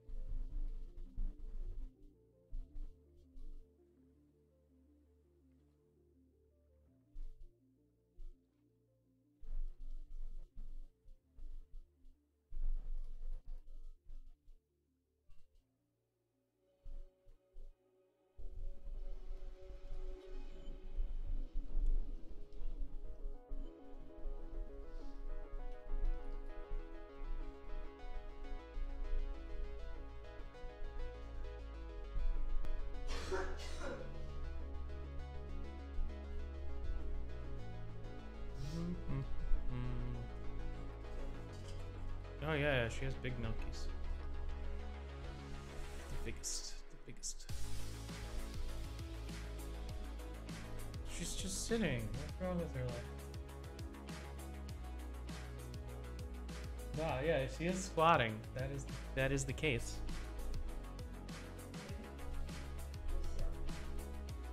Чё, посидеть нельзя, что ли, вообще?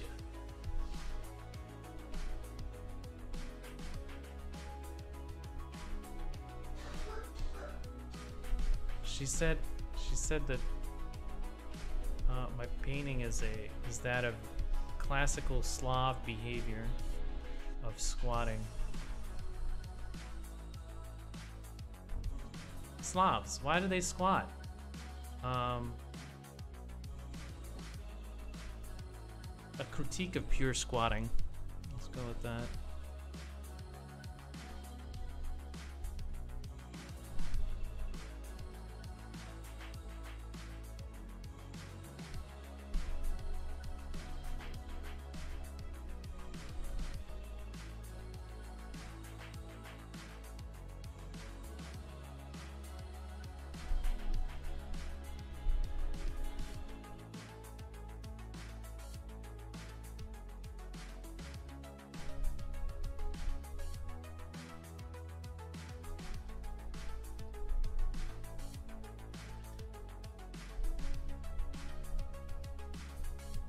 I kind of want to learn French so that I could learn, I could read some of these text in there.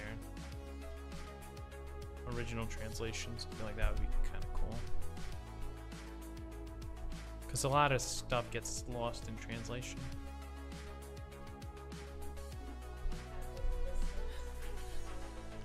Huh?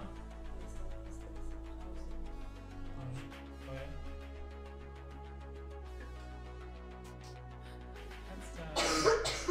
That's a little high. That's a bit high. That's a bit high there. Could we not? Are they paying for that? Like, hold up, dude. 3 grand, dog. That's a little high.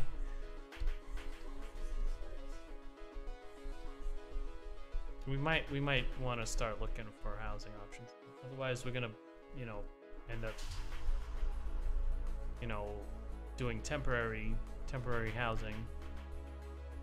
That might not be good.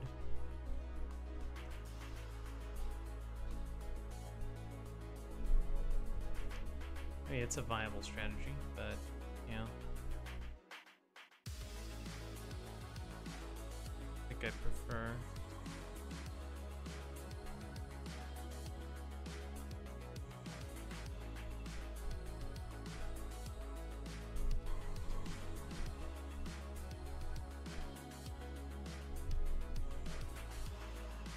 Prefer not to do like temporary housing of any sort.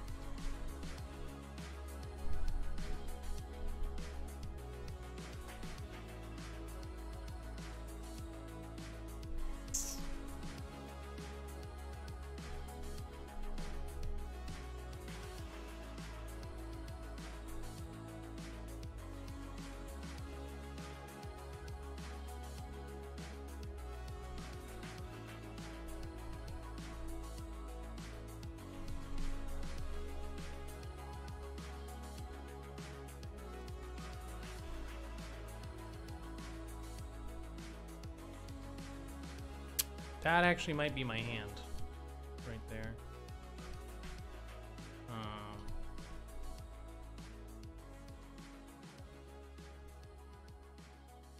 Maybe. I feel like it's.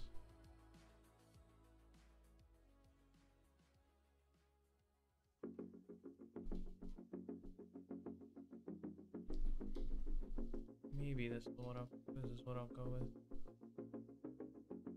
I always go back, but I feel like this arm is coming out, right? That's what I feel like. It's been forward shortened to come out, and then for some reason it goes back.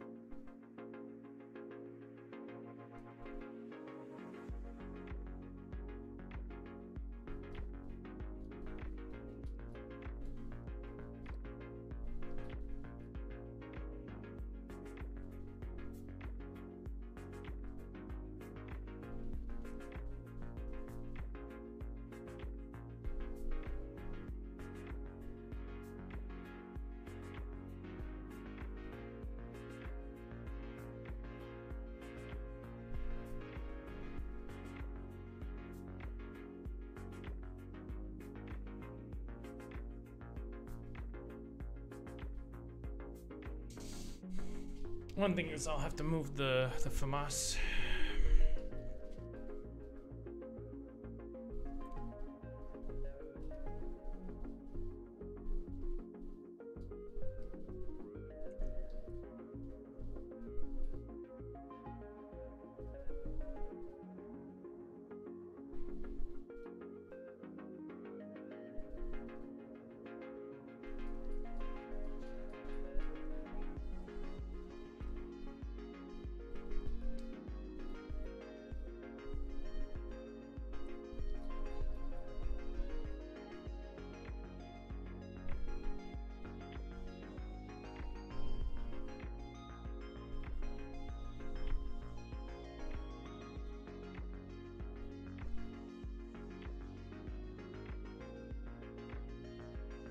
I put it in her hand.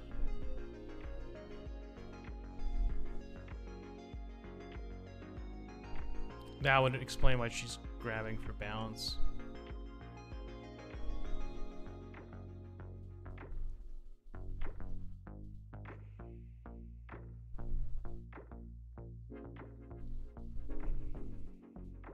Maybe that's what I'll do.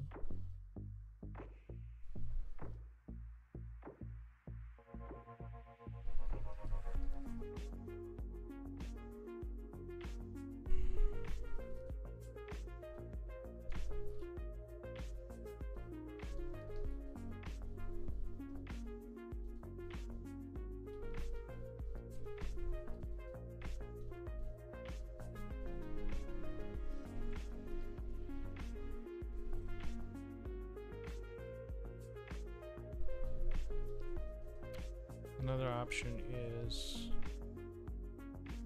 foreshorten forward.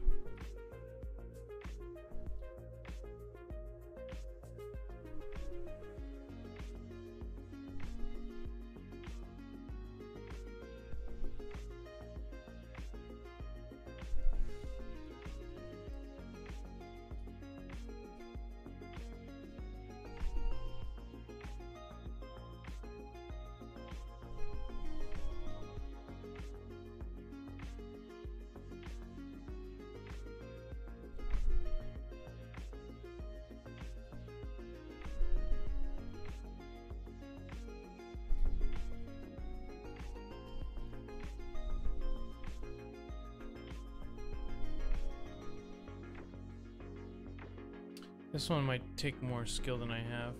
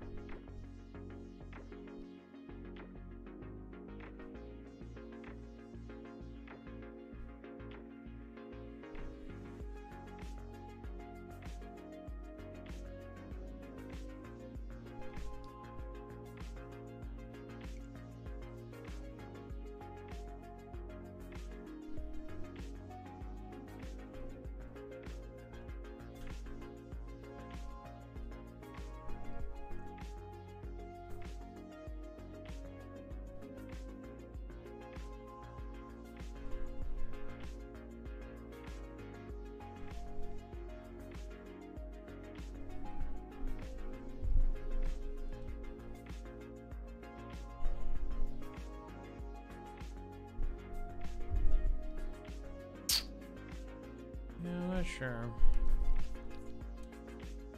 I'm not sure about that.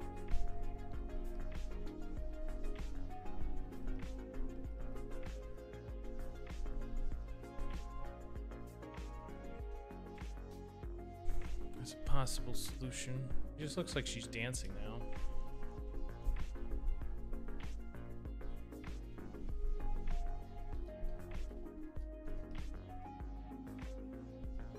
I think I will go back to this one, but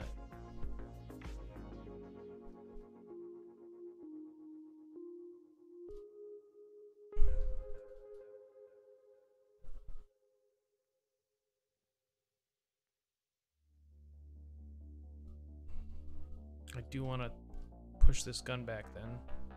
But it looks like it's behind her.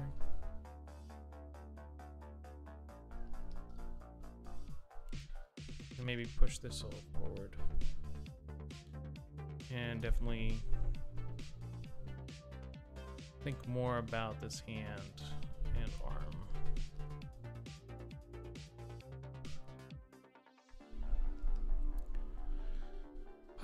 Well, it's a good place to get a quagmire, to be honest.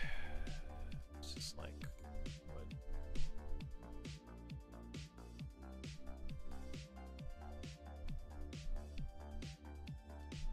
Not that bad.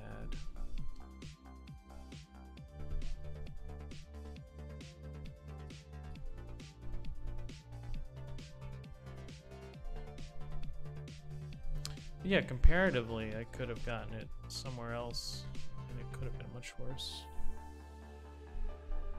This could be, just a hand.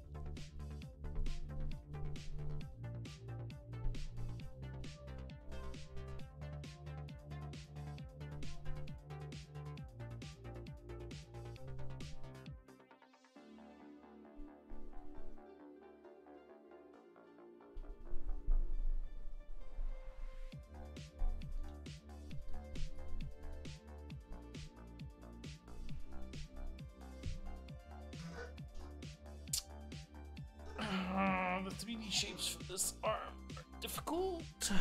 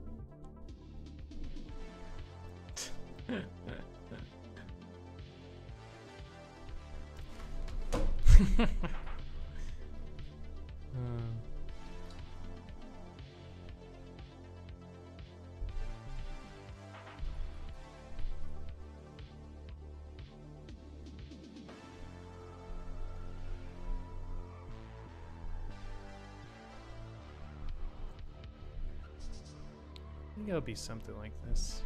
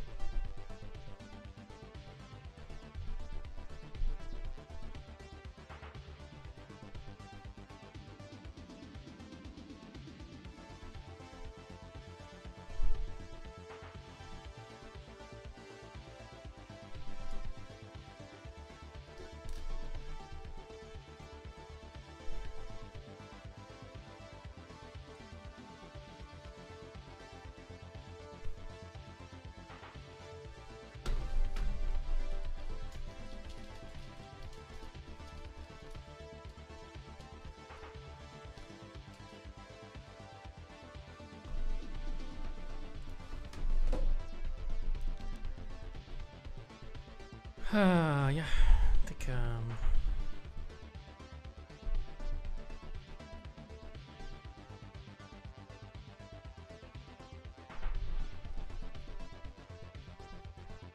think that fixes it. Although I'm not absolutely sure.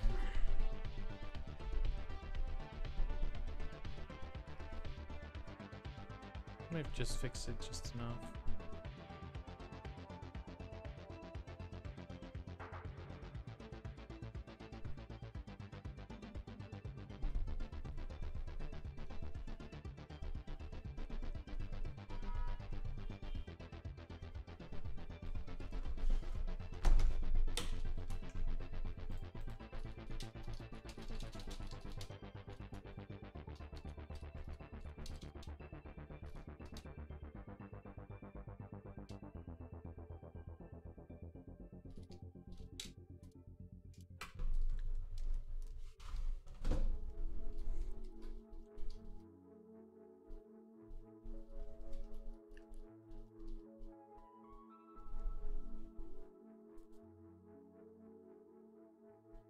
How much detail should I put on the foxes? I feel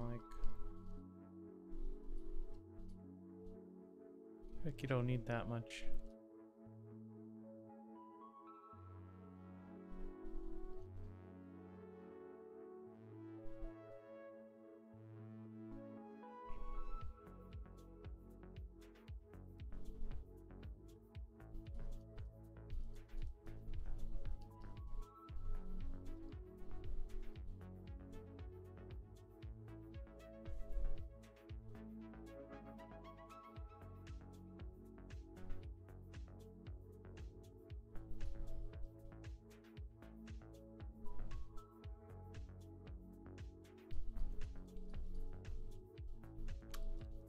Beady eyes.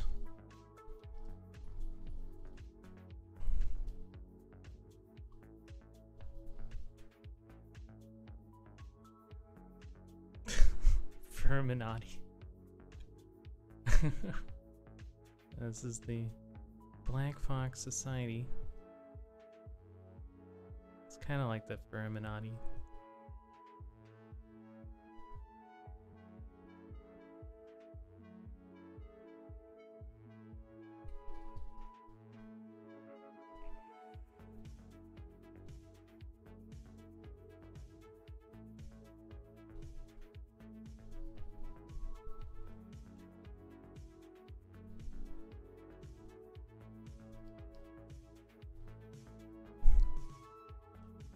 The deep furry state.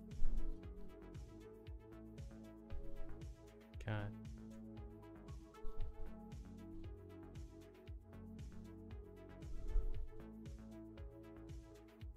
Just trying to imagine.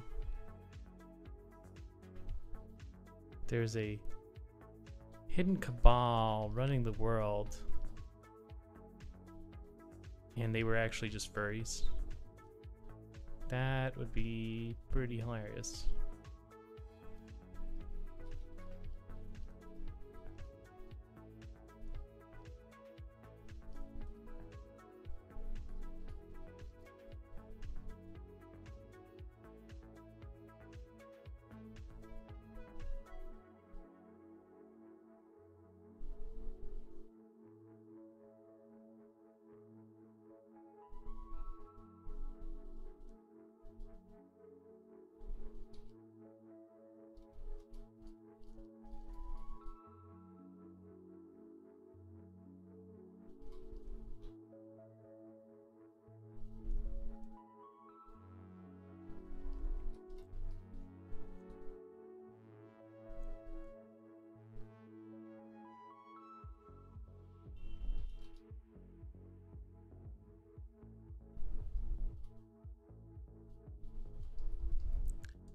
The furries are keeping us from knowing that the Earth is flat, for instance.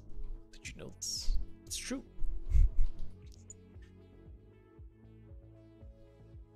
That would be kind of hilarious.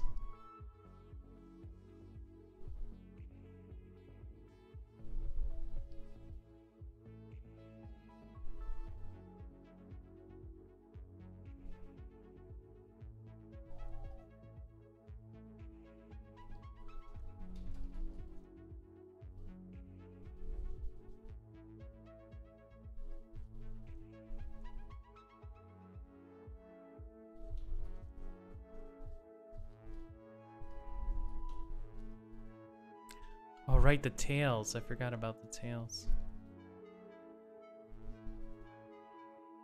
It's gotta be in there.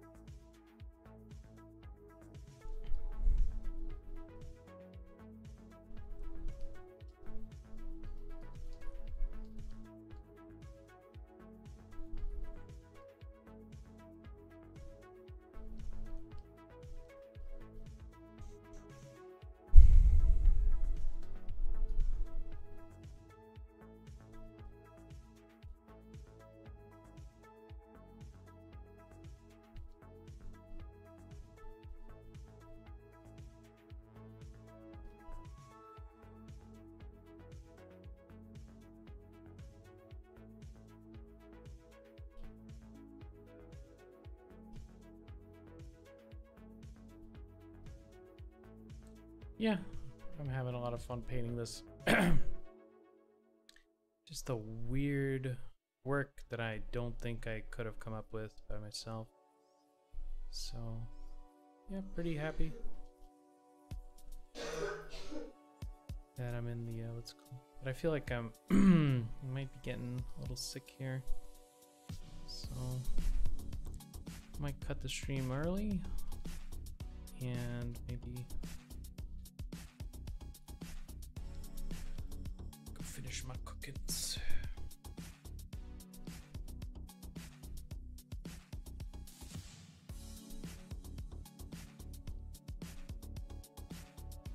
Gotta get those ribs up.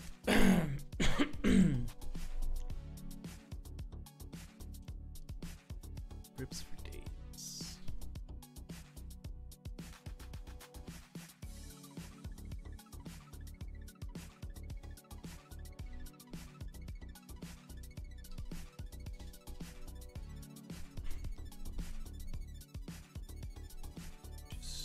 Pull out this thing a little bit.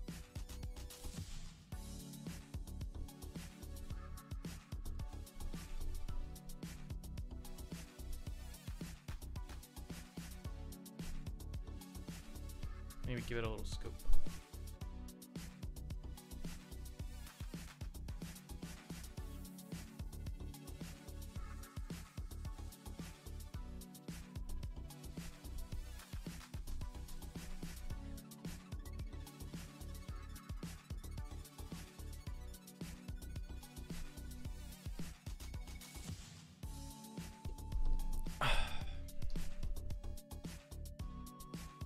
But yeah, productive stream, got some work done.